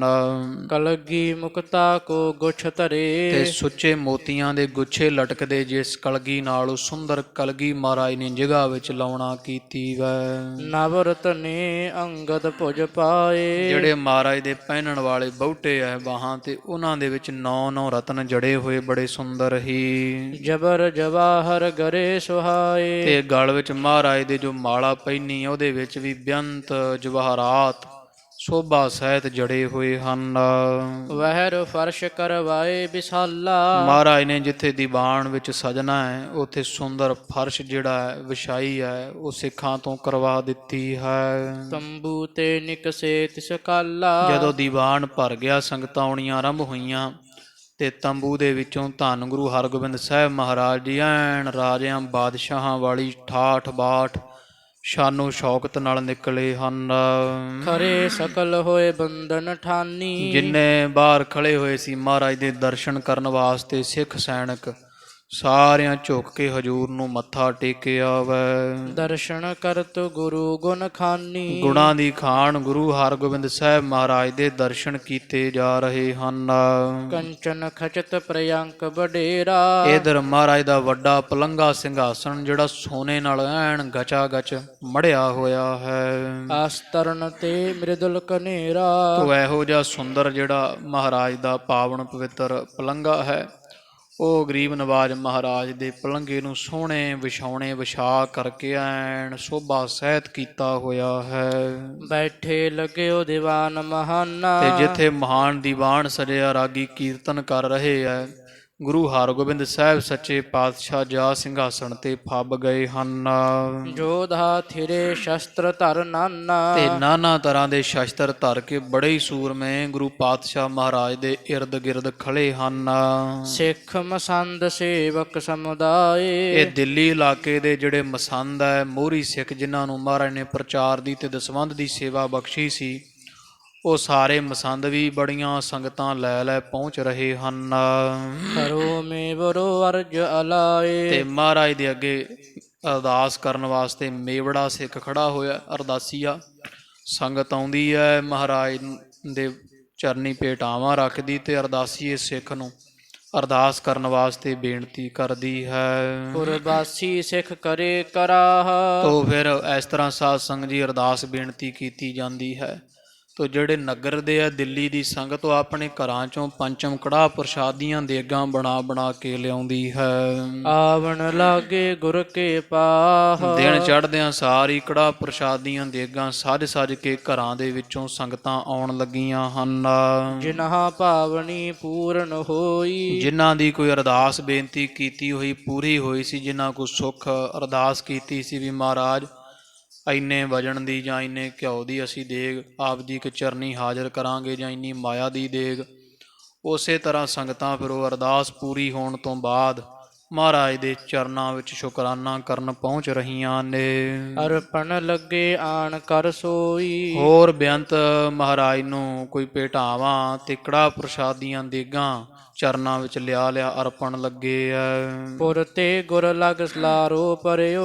ਉਹ ਕਵੀ ਜੀ ਕਹਿੰਦੇ ਆ ਕਿ ਦਿੱਲੀ ਉਦੋਂ ਸਾਧ ਸੰਗਤ 3 ਕੋਹ ਸੀ ਇੱਥੋਂ ਮਜਨੂੰ ਟਿੱਲੇ ਤੋਂ, ਹੁਣ ਤਾਂ ਨਵੀਂ ਦਿੱਲੀ ਇੱਧਰ ਨੂੰ ਵੱਧ ਗਈ ਹੈ। 3 ਕੋਹ ਸਮੇਂ ਦਿੱਲੀ ਸੀਗੀ, ਮਜਨੂੰ ਟਿੱਲਾ 3 ਕੋਹ ਬਾਹਰ ਸੀ ਦਿੱਲੀ ਤੋਂ। ਤੋ ਕਵੀ ਜੀ ਕਹਿੰਦੇ ਵੀ 3 ਕੋਹ ਦੀ ਲਾਈਨ ਲੱਗੀ ਹੋਈ ਹੈ, ਕੜਾਹ ਪ੍ਰਸ਼ਾਦ ਦੀ ਦੇਗ ਲੈ ਲੈ ਕੇ ਸੰਗਤ ਇੰਤਜ਼ਾਰ ਕਰਦੀ ਹੈ ਵੀ ਕਦੋਂ ਸਾਡੀ ਵਾਰੀ ਆਵੇ ਤੇ ਕਦੋਂ ਸਾਡੀ ਅਰਦਾਸ ਹੋਵੇ। ਤੋ 3 ਕੋਹ ਲੰਮੀ ਲਾਈਨ ਲੱਗੀ ਹੋਈ ਹੈ ਅਰਦਾਸਾਂ ਕਰਾਉਣ ਵਾਲਿਆਂ ਦੀ। ਦੇਗਾਂ ਸੀਸ ਤੇ ਸੰਗਤਾਂ ਰੱਖੀਆਂ ਹੋਈਆਂ, ਨਾਮ ਜਪਦੀਆਂ, ਤੇ ਦਿੱਲੀ ਸ਼ਹਿਰ ਦੇ ਵਿੱਚ ਇੱਕ ਸਿਰਾ ਸੰਗਤ ਦਾ ਹੈ ਤੇ ਇੱਕ ਸਿਰਾ ਮਜਨੂੰ ਟਿੱਲੇ ਤੇ ਪਹੁੰਚਿਆ ਹੋਇਆ ਹੈ। ਦਰਸ਼ਨ ਕਰਨ ਪ੍ਰੇਮ ਔਰ ਭਰਿਓ। ਉਹਨਾਂ ਦੇ ਮਨਾਂ ਵਿੱਚ ਬੜਾ ਪ੍ਰੇਮ ਭਰਿਆ ਹੋਇਆ ਵੀ ਛੇਤੀ ਮਹਾਰਾਜ ਦੇ ਦਰਸ਼ਨ ਕਰ ਲਈਏ। ਕੋਸ ਸੈਂਕੜੇ ਜਿਨ ਹਿਤ ਜਾਤੇ। ਇੱਕ ਦੂਜੇ ਨੂੰ ਕਹਿੰਦੇ ਭਾਈ ਵੇਖੋ ਆਪਾਂ ਕਈ ਸੈਂਕੜੇ ਕੋਹਾਂ ਇੱਥੋਂ ਦਿੱਲੀੋਂ ਚੱਲ ਕੇ ਪੰਜਾਬ ਜਾਇਆ ਕਰਦੇ ਸੀ ਦਰਸ਼ਨ ਕਰਨ ਵਾਸਤੇ। ਆਏ ਘਰ ਮਹਿ ਸੋ ਸੁਖ ਦਾਤੇ। ਤੇ ਉਹ ਅੱਜ ਆਪਣੇ ਸੁੱਖਾਂ ਦੇ ਦਾਤੇ ਘਰ ਵਿੱਚ ਹੀ ਆਏ ਹੋਏ ਆਪਣੇ ਨਗਰ ਨੂੰ ਭਾਗ ਲਾ ਰਹੇ ਹਨ। ਕੋ ਅਸਮੰਦ ਭਾਗ ਹੋਵੇ ਭਾਰੇ। ਤੇ ਗੁਰੂ ਘਰੇ ਆਇਆ ਹੋਵੇ ਤੇ ਕੋਈ ਮਾੜੇ ਭਾਗਾਂ ਵਾਲਾ ਹੋਵੇਗਾ। ਜਾਏ ਨਹੀਂ ਗੁਰ ਦਰਸ਼ਨ ਨਿਹਾਰੇ। ਜਿਹੜਾ ਗੁਰੂ ਕੇ ਦਰਸ਼ਨ ਨਾ ਕਰੇ ਕੋ ਮਾੜੇ ਭਾਗਾਂ ਵਾਲਾ ਹੋਏਗਾ। ਜਿਨ੍ਹਾਂ ਦੇ ਘਰੇ ਗੁਰੂ ਸਾਹਿਬ ਆਏ ਹੋਣ ਤੇ ਉਹ ਦਰਸ਼ਨ ਨਾ ਕਰੇ। ਤੋ ਸੱਚੇ ਪਾਤਸ਼ਾਹ ਮਹਾਰਾਜ ਜਿਨ੍ਹਾਂ ਦੇ ਦਰਸ਼ਨ ਕਰਨ ਵਾਸਤੇ ਅਸੀਂ ਕਿੰਨੀ ਦੂਰ ਜਾਂਦੇ ਰਹੇ, ਸੈਂਕੜੇ ਕੋਹ ਚੱਲ ਚੱਲ ਕੇ, ਪਰ ਉਹਨਾਂ ਦੇ ਦਰਸ਼ਨ ਕਰਦੇ ਸਾਂ ਤੇ ਅੱਜ ਆਪਣੇ ਘਰ ਵਿੱਚ ਆਏ ਆ। ਸੰਗਤ ਕਹਿੰਦੀ ਕੋਈ ਮਾੜੇ ਕਰਮਾਂ ਵਾਲਾ ਇਹੋ ਜਿਹਾ ਮਨੁੱਖ ਹੋਵੇਗਾ ਨਭਾਗਾ ਜਿਹੜਾ ਘਰੇ ਆਏ ਸਤਿਗੁਰਾਂ ਦੇ ਦਰਸ਼ਨ ਨਾ ਕਰੇ। ਉਹ ਅੱਜ ਵੀ ਉਵੇਂ ਗੱਲ ਟੋਕਦੀ ਆ। ਅਖੰਡ ਪਾਠ ਸਾਹਿਬ ਹੁੰਦੇ ਆ, ਮਹਾਰਾਜ ਦੇ ਸਰੂਪ ਘਰੇ ਆਏ ਹੁੰਦੇ ਆ ਸਤਿਗੁਰੂ, ਤੇ ਅਸੀਂ ਜਿਹੜੇ ਉਹ ਰਿਸ਼ਤੇਦਾਰੀਆਂ ਪਾਲਦੇ ਫਿਰਦੇ ਹਾਂ। ਬੇਸ਼ੱਕ ਸਾਧ ਸੰਗਤ ਜੀ ਆਪਦੇ ਜੀਵਨ ਵਿੱਚ ਇੱਕੋ ਹੀ ਅਖੰਡ ਪਾਠ ਸਾਹਿਬ ਕਰਵਾਓ, ਪਰ ਕੋਈ ਰਿਸ਼ਤੇਦਾਰ ਨਾ ਸੱਦੋ। ਜੇ ਵਾਕਈ ਮਹਾਰਾਜ ਦੀ ਖੁਸ਼ੀ ਲੈਣੀ ਆ ਨਾ ਤੇ ਇੱਕੋ ਹੀ ਅਖੰਡ ਪਾਠ ਸਾਹਿਬ ਚਾਹੇ ਆਪਦੀ ਜ਼ਿੰਦਗੀ 'ਚ ਕਰਵਾਓ। ਐਵੇਂ ਵਾਰ-ਵਾਰ ਜੇ ਅਸੀਂ ਆਖੀਏ ਜੀ ਅਸੀਂ ਬੜਾ ਬਾਣੀ ਪੜ੍ਹਦੇ ਹਾਂ ਸੁਣਦੇ ਹਾਂ, ਇਹ ਨਹੀਂ। ਫਲ ਮਿਲਦਾ ਕਿਉਂ ਨਹੀਂ ਹੈ ਵੀ ਇੱਧਰ ਤਾਂ ਕੋਈ ਕਮੀ ਨਹੀਂ, ਪੂਰੇ ਕਾ ਕੀਆ ਸਭ ਕੁਛ ਪੂਰਾ, ਘੱਟ ਵੱਧ ਕੁਛ ਨਾ ਹੀ। ਉਹ ਕਮੀ ਸਾਧ ਸੰਗਤ ਦੀ ਸਾਡੇ ਵਿੱਚ ਹੁੰਦੀ ਹੈ। ਸੇਵਾ ਥੋੜ੍ਹੀ ਮੰਗਣ ਬਹੁਤਾ, ਮਹਿਲ ਨਾ ਪਾਵੇ ਕਹਿ ਤੋ ਬਹੁਤਾ। ਤੋ ਚਾਹੇ ਆਪਦੇ ਜੀਵਨ 'ਚ ਇੱਕੋ ਹੀ ਅਖੰਡ ਪਾਠ ਸਾਹਿਬ ਸਹਿਜ ਪਾਠ ਕਰਵਾਓ, ਪਰ ਉਹ ਸਾਰਾ ਪਰਿਵਾਰ ਬਹਿ ਕੇ ਸੁਣੇ। ਤੇ ਜੇ ਉਹ ਰਿਸ਼ਤੇਦਾਰ ਸੱਦ ਲਏ, ਰਾਮ ਰੌਲਾ, ਕੋਈ ਕੁਰਸੀਆਂ ਤੇ ਚੜ੍ਹਿਆ ਫਿਰੇ, ਕੋਈ ਮੰਜਿਆਂ ਤੇ, ਕੋਈ ਪਤਾ ਹੀ ਨਹੀਂ ਵੀ ਮਹਾਰਾਜ ਦਾ ਸਰੂਪ ਘਰੇ ਹੈ, ਵਿੱਚ ਖਾਣ ਪੀਣ ਵਾਲੇ ਉੱਥੇ ਹੀ ਖਾਈ ਪੀ ਜਾਣ। ਤੋ ਇਹ ਤਾਂ ਨਰਾਦਰ ਹੈ ਨਾ ਪਾਤਸ਼ਾਹ ਮਹਾਰਾਜ ਦਾ। ਤੋ ਬਾਣੀ ਸੁਣਨ ਵਾਸਤੇ ਹੀ ਆਪਾਂ ਅਖੰਡ ਪਾਠ ਸਾਹਿਬ ਕਰਵਾਉਣੇ, ਤੇ ਜੇ ਵਿਖਾਉਣਾ ਲੋਕਾਂ ਨੂੰ ਵੀ ਅਸੀਂ ਜੀ ਬੜੇ ਜਿਹੜੇ ਵਾ ਉਹ ਧਰਮੀ ਲੋਕ ਹਾਂ, ਤੋ ਅੰਤਰਜਾਮੀ ਸਭ ਕੁਛ ਜਾਣੇ ਉਸ ਤੇ ਕਹਾਂ ਛਪਾਇਆ, ਉਗੜ ਗਿਆ ਜੈਸੇ ਖੋਟਾ ਟਬੂਆ ਨਦਰ ਸਰਾਫਾ ਆਇਆ। ਇਹਦੇ ਤੋਂ ਕੀ ਲਕਾਉਣਾ ਹੈ। ਤੋ ਰਿਸ਼ਤੇਦਾਰ ਨਹੀਂ ਚਾਹੀਦਾ ਕੋਈ ਵੀ ਸੱਦਣਾ। ਅਖੰਡ ਪਾਠ ਸਾਹਿਬ ਕਰਵਾਓ। ਕੋਈ ਵਿਆਹ ਸ਼ਾਦੀ ਹੁੰਦੀ ਉੱਥੇ ਜੋ ਮਰਜ਼ੀ ਸੱਦੀ ਜਾਓ, ਪਾਲੋ ਰਿਸ਼ਤੇਦਾਰੀਆਂ। ਵੀ ਇਹ ਅਖੰਡ ਪਾਠ ਹੈ ਤਾਂ ਅਸੀਂ ਸੁੱਖ ਪ੍ਰਾਪਤ ਕਰਨ ਵਾਸਤੇ, ਕਲਿਆਣ ਕਰਾਉਣ ਵਾਸਤੇ। ਪਰ ਉਹ ਕੀ ਹੁੰਦਾ ਹੈ ਵੀ ਉਹ ਰਿਸ਼ਤੇਦਾਰ ਆ ਜਾਂਦੇ ਆ, ਫਿਰ ਉਹਨਾਂ ਦੇ ਮਗਰ ਮਗਰ ਤੁਰੇ ਫਿਰਦੇ, ਕਦੇ ਕੋਈ ਰੁੱਸ ਜਾਂਦਾ ਹੈ, ਕਦੇ ਕੋਈ ਰੁੱਸ ਜਾਂਦਾ। ਜੇ ਉਹਨਾਂ ਨੂੰ ਆਖੋ ਵੀ ਹੇਠਾਂ ਪੈ ਜਾਓ ਤਾਂ ਉਹ ਕਹਿੰਦੇ ਨਹੀਂ ਭਾਈ ਸਾਨੂੰ ਤਾਂ ਨੀਂਦ ਨਹੀਂ ਆਉਂਦੀ ਹੈ। ਰਿਸ਼ਤੇਦਾਰ ਨੂੰ ਨਾ ਮੰਜਾ ਦਿਓ, ਇਤਰਾਜ਼ ਕਰਦਾ ਵੀ ਅਸੀਂ ਘਰੇ ਗਏ ਸਾਨੂੰ ਭੋਇੰ 'ਤੇ ਪਾਇਆ। ਉਹ ਥੋੜ੍ਹਾ ਵੇਖਦੇ ਆ ਵੀ ਇਹਨਾਂ ਦੇ ਘਰ ਗੁਰੂ ਗ੍ਰੰਥ ਸਾਹਿਬ ਮਹਾਰਾਜ ਦਾ ਸਰੂਪ ਹੈ। ਤੋ ਇਸ ਕਰਕੇ ਕੋਈ ਰਿਸ਼ਤੇਦਾਰ ਨਾ ਸੱਦਿਆ ਜਾਵੇ ਤੇ ਅਖੰਡ ਪਾਠ ਸਾਹਿਬ ਕਰਵਾਵੇ। ਤੇ ਪਰਿਵਾਰ ਉਹ 3 ਕੁ ਦਿਨ ਸਾਰੇ ਕੰਮਕਾਰ ਸੰਕੋਚ ਕੇ ਵਿਹਲੇ ਸਮੇਂ ਵਿੱਚ ਜਾਗੇ ਪਿੱਛੇ ਕੰਮਕਾਰ ਕੱਢ ਕੇ ਤੇ ਸਾਰਾ ਪਰਿਵਾਰ ਬਹਿ ਕੇ ਜਿਹੜਾ ਉਹ ਅਖੰਡ ਪਾਠ ਸਾਹਿਬ ਸੁਣੇ। ਜਿਹੜੇ ਸਿੰਘ ਆਉਣੇ ਕੋਈ ਚਾਹੀਦਾ ਹੈ ਵੀ 10 ਸਿੰਘ ਲੱਗਣ। ਜਿਹੜੀ ਮਰਿਆਦਾ ਹੈ ਨਾ, ਜਪਜੀ ਸਾਹਿਬ ਸਮੇਤ ਪ੍ਰਕਾਸ਼ ਹੋਵੇ ਗੁਰੂ ਗ੍ਰੰਥ ਸਾਹਿਬ ਦਾ। ਇੱਥੇ ਕਹਿ ਦਿਓ ਤੇ ਕਹਿੰਦੇ ਖਰੇ ਮਾਇਆ ਕਰਕੇ ਕਰਦੇ ਆ, ਪਰ ਉਹ ਸਿੰਘ ਵੀ 10 ਹੈ। ਤੇ ਜੇ ਤਾਬਿਆ ਬਹਿਣਾ ਸਾਧ ਸੰਗਤ ਜੀ, ਸਰੀਰ ਸਾਰਿਆਂ ਦੀ ਹੱਡ ਚੰਮਦੇ ਹੈ, ਕਿਸੇ ਵੇਲੇ ਕੋਈ ਗੱਲਬਾਤ ਵੀ ਬਣਦੀ ਹੈ ਤੇ ਵੇਖੋ ਮਹਾਰਾਜ ਨੇ ਕਿੱਡੀ ਵੱਡੀ ਨੀਤੀ ਵਰਤੀ ਵੀ ਇੱਕ ਸਿੰਘ ਹਮੇਸ਼ਾ ਹਾਜ਼ਰ ਹੁੰਦਾ ਨਾਲ। ਦੂਜੀ ਗੱਲ ਇਹ ਹੈ ਸਾਧ ਸੰਗਤ ਜੀ, ਬਾਬਾ ਗੁਰਬਚਨ ਸਿੰਘ ਜੀ ਗਿਆਨੀ ਕਰਤਾਰ ਸਿੰਘ ਪਿੰਡਰਾਂ ਵਾਲਿਆਂ ਨੂੰ ਕਹਿੰਦੇ ਹੁੰਦੇ ਸੀ, ਕਰਤਾਰ ਸਿਆਂ ਵੀ ਜੇ ਕੁਝ ਖੱਟਣਾ ਹੈ ਤੇ ਸਿੰਘਾਂ ਦੇ ਸਾਹਮਣੇ ਰਹਿਣਾ ਹੈ, ਵੀ ਜਿੱਥੇ ਵੀ ਤੂੰ ਬਹਿਣਾ ਉੱਥੇ ਤੇਰੀ ਪੱਗ 5 ਸਿੰਘਾਂ ਨੂੰ ਦਿਸਦੀ ਹੋਵੇ। ਤੋ ਮੇਰੇ ਵਿਦਿਆ ਦਾ ਤੇ ਗਿਆਨੀ ਜੀ ਇੱਥੇ ਖਿਆਲੇ ਜਥੇਦਾਰ ਬਾਬਾ ਆਪਣਾ ਤਰਲੋਕ ਸੋ ਮਹਾਂਪੁਰਖਾਂ ਦੇ ਮੇਲਾ ਸੀ ਪਿੱਛੇ ਜੇ ਉੱਥੇ ਮਨਾਉਂਦੇ ਹੈ। ਤੋ ਉੱਥੇ ਸਿੰਘਾਂ ਦੇ ਬੈਠਿਆਂ ਬਚਨ ਹੋਇਆ। ਉਹ ਇੱਕ ਸਿੰਘ ਕਹਿੰਦਾ ਜੀ ਚੜ੍ਹਦੀ ਕਲਾ ਕਦੋਂ ਹੋਏਗੀ? ਤੇ ਉਹ ਗਿਆਨੀ ਜੀ ਕਹਿੰਦੇ ਜਦੋਂ ਸਾਨੂੰ ਇੱਕ ਸਿੰਘ ਨੂੰ ਦੂਜੇ ਸਿੰਘ ਤੋਂ ਸੰਗ ਆਉਣ ਲੱਗ ਪਈ, ਜਦੋਂ ਅਸੀਂ ਸ਼ਰਮ ਕਰਨ ਲੱਗ ਪਏ ਨਾ ਵੀ ਯਾਰ ਇਹ ਕੀ ਆਖੇਗਾ ਵੀ ਸਿੰਘ ਇਹੋ ਜਿਹਾ ਹੁੰਦਾ ਗੁਰੂ ਦਾ, ਉਦੋਂ ਪੰਥ ਦੀ ਚੜ੍ਹਦੀ ਕਲਾ ਹੈ। ਹੁਣ ਸਾਨੂੰ ਸ਼ਰਮ ਨਹੀਂ ਨਾ ਹੈ। ਜਦੋਂ ਇੱਕ ਸਿੰਘ ਨੂੰ ਦੂਜੇ ਸਿੰਘ ਦੀ ਸ਼ਰਮ ਆਉਣ ਲੱਗ ਪਈ, ਵੇਖ ਕੇ ਸੰਗ ਆ ਜਾਵੇ ਵੀ ਮੈਂ ਆਹ ਕੁਛ ਕਰਾਂਗਾ ਤੇ ਇਹ ਸਿੰਘ ਕੀ ਆਖੇਗਾ, ਉਦੋਂ ਸਮਝ ਲਓ ਵੀ ਪੰਥ ਦੀ ਕੌਮ ਦੀ ਚੜ੍ਹਦੀ ਕਲਾ। ਕੇ ਖਾਲਸਾ ਜੀ ਸਿੰਘਾਂ ਨੂੰ ਸਿੰਘ ਦੀ ਸ਼ਰਮ ਹੁੰਦੀ ਸੀ। 2 ਸਿੰਘ ਜਿਹੜੇ ਤਾਬਿਆ ਬਹਿੰਦੇ ਆ ਨਾ ਜਪਜੀ ਸਾਹਿਬ ਸਮੇਤ, ਉਹਦਾ ਬੜਾ ਵੱਡਾ ਇੱਕ ਉੱਥੇ ਮੇਰੇ ਵੀ ਸਮਝ ਵਿੱਚ ਪਈ ਵੀ ਵੇਖੋ ਗੁਰੂ ਕਲਗੀਧਰ ਪਾਤਸ਼ਾਹ ਨੇ ਮਰਿਆਦਾ ਚਲਾਈ ਜਪਜੀ ਸਾਹਿਬ ਸਮੇਤ ਦੀ। ਉਹਦਾ ਇੱਕ ਇਹ ਵੀ ਬੜਾ ਵੱਡਾ ਕਾਰਨ ਹੈ ਵੀ ਉਹ 2 ਸਿੰਘ ਬੈਠੇ ਇੱਕ ਦੂਜੇ ਦੀ ਸ਼ਰਮ ਤਾਂ ਕਰਨਗੇ ਨਾ। ਜੇ ਨੀਂਦ ਵੀ ਆਉਂਦੀ ਆ ਇੱਕ ਸਿੰਘ ਇਹ ਤਾਂ ਆਖੂ ਨਾ ਵੀ ਉਹ ਨਾਲ ਜਪਜੀ ਸਾਹਿਬ ਵਾਲਾ ਬੱਚਾ ਬੈਠਾ ਹੈ ਤੇ ਮੈਂ ਗੁਰੂ ਗ੍ਰੰਥ ਸਾਹਿਬ ਮਹਾਰਾਜ ਦਾ ਗ੍ਰੰਥੀ ਸਿੰਘ ਹੋ ਕੇ ਤੇ ਇੱਥੇ ਸੋਈ ਜਾਣਾ। ਕਈ ਆ ਹੁਣ ਫੋਨ ਚਲਾਈ ਜਾਂਦੇ ਥੱਲੇ ਮਹਾਰਾਜ ਦੇ ਸਿੰਘਾਸਣ ਤੇ, ਉਹ ਅੰਗ ਅੱਗੇ ਕੱਢਤੇ ਤੇ ਚਲੋ। ਤੋ ਜੇ ਸਿੰਘ ਇੱਕ ਤਾਬਿਆ ਨਾਲ ਹੋਰ ਬੈਠਾ ਹੈ ਤੇ ਸ਼ਰਮ ਹੁੰਦੀ ਆ ਸਿੰਘ ਨਾਲ ਦੇ ਗ੍ਰੰਥੀ ਸਿੰਘ ਨੂੰ ਵੀ ਮੇਰੇ ਨਾਲ ਇੱਕ ਸਿੱਖ ਬੈਠਾ, ਹੋਰ ਸਿੰਘ ਬੈਠਾ, ਇਹਨੂੰ ਆਉਂਦੀ ਹੁੰਦੀ ਹੈ। ਇਸ ਕਰਕੇ ਸਾਧ ਸੰਗਤ ਜੀ ਚਾਹੀਦਾ ਇਹ ਹੈ ਵੀ ਜਪਜੀ ਸਾਹਿਬ ਸਮੇਤ ਮਹਾਰਾਜ ਦਾ ਘਰ ਵਿੱਚ ਪ੍ਰਕਾਸ਼ ਹੋਵੇ ਤੇ ਪਰਿਵਾਰ ਜਿਹੜਾ ਉਹ ਆਪ ਅੰਨ ਪ੍ਰਸ਼ਾਦਾ ਪਾਣੀ ਸਿੰਘਾਂ ਵਾਸਤੇ ਤਿਆਰ ਕਰੇ। ਰਿਸ਼ਤੇਦਾਰ ਕੋਈ ਨਾ ਸੱਦਿਆ ਜਾਵੇ। ਅਖੰਡ ਪਾਠ ਸਾਹਿਬ ਮਹਾਰਾਜ ਦੀ ਬਾਣੀ 10 ਗ੍ਰੰਥੀ ਸਿੰਘ ਆ, ਉਹ ਵਾਰ-ਵਾਰ ਇੱਕ ਬਹਿੰਦਾ ਉੱਠਦਾ ਹੈ। 5 ਸਿੰਘ ਹੀ ਹੁੰਦੇ ਵੈਸੇ, 2 ਪ੍ਰਕਾਸ਼ ਹੋ ਜਾਂਦੇ ਜਪਜੀ ਸਾਹਿਬ ਸਮੇਤ। ਤੋ 5 ਸਿੰਘ 2-2 ਘੰਟੇ ਜਿਵੇਂ ਲਾਉਂਦੇ। ਪਰਿਵਾਰ 'ਚ 5 ਮੈਂਬਰ ਤਾਂ ਹਰੇਕ ਦੇ ਹੁੰਦੇ, ਇਹ ਵੀ 2-2 ਘੰਟੇ ਬਹਿਣ ਬਾਣੀ ਸੁਣਨ। ਸਪੀਕਰ ਬੇਸ਼ੱਕ ਨਾ ਲਾਇਆ ਜਾਵੇ, ਸਾਰੀ ਬਾਣੀ ਸੁਣੀ ਜਾਵੇ ਪੂਰੇ ਆਨੰਦ ਦੇ ਨਾਲ। ਤੇ ਪਰਿਵਾਰ ਦਾ ਇੱਕ ਸਿੰਘ ਜਿਹੜਾ ਮਾਈ ਬਾਈ ਉਹ ਹਾਜ਼ਰ ਰਵੇ ਉੱਥੇ ਮਹਾਰਾਜ ਦੇ ਹਜ਼ੂਰ ਵੀ ਪਾਤਸ਼ਾਹ ਸਾਡੇ ਘਰ ਆਏ ਆ ਇਸ ਤਰ੍ਹਾਂ। ਤੋ ਨਾਲ ਜਿਹੜਾ ਹੈ ਪਰਿਵਾਰ ਸੇਵਾ ਜਿਹੜੀ ਹੈ ਹੱਥੀਂ ਕਰੇ ਜਿੰਨੀ ਹੋ ਸਕਦੀ ਹੈ ਨਾ, ਆਪਦੇ ਹੱਥੀਂ ਸੇਵਾ ਕਰੇ ਸਿੰਘਾਂ ਦੀ।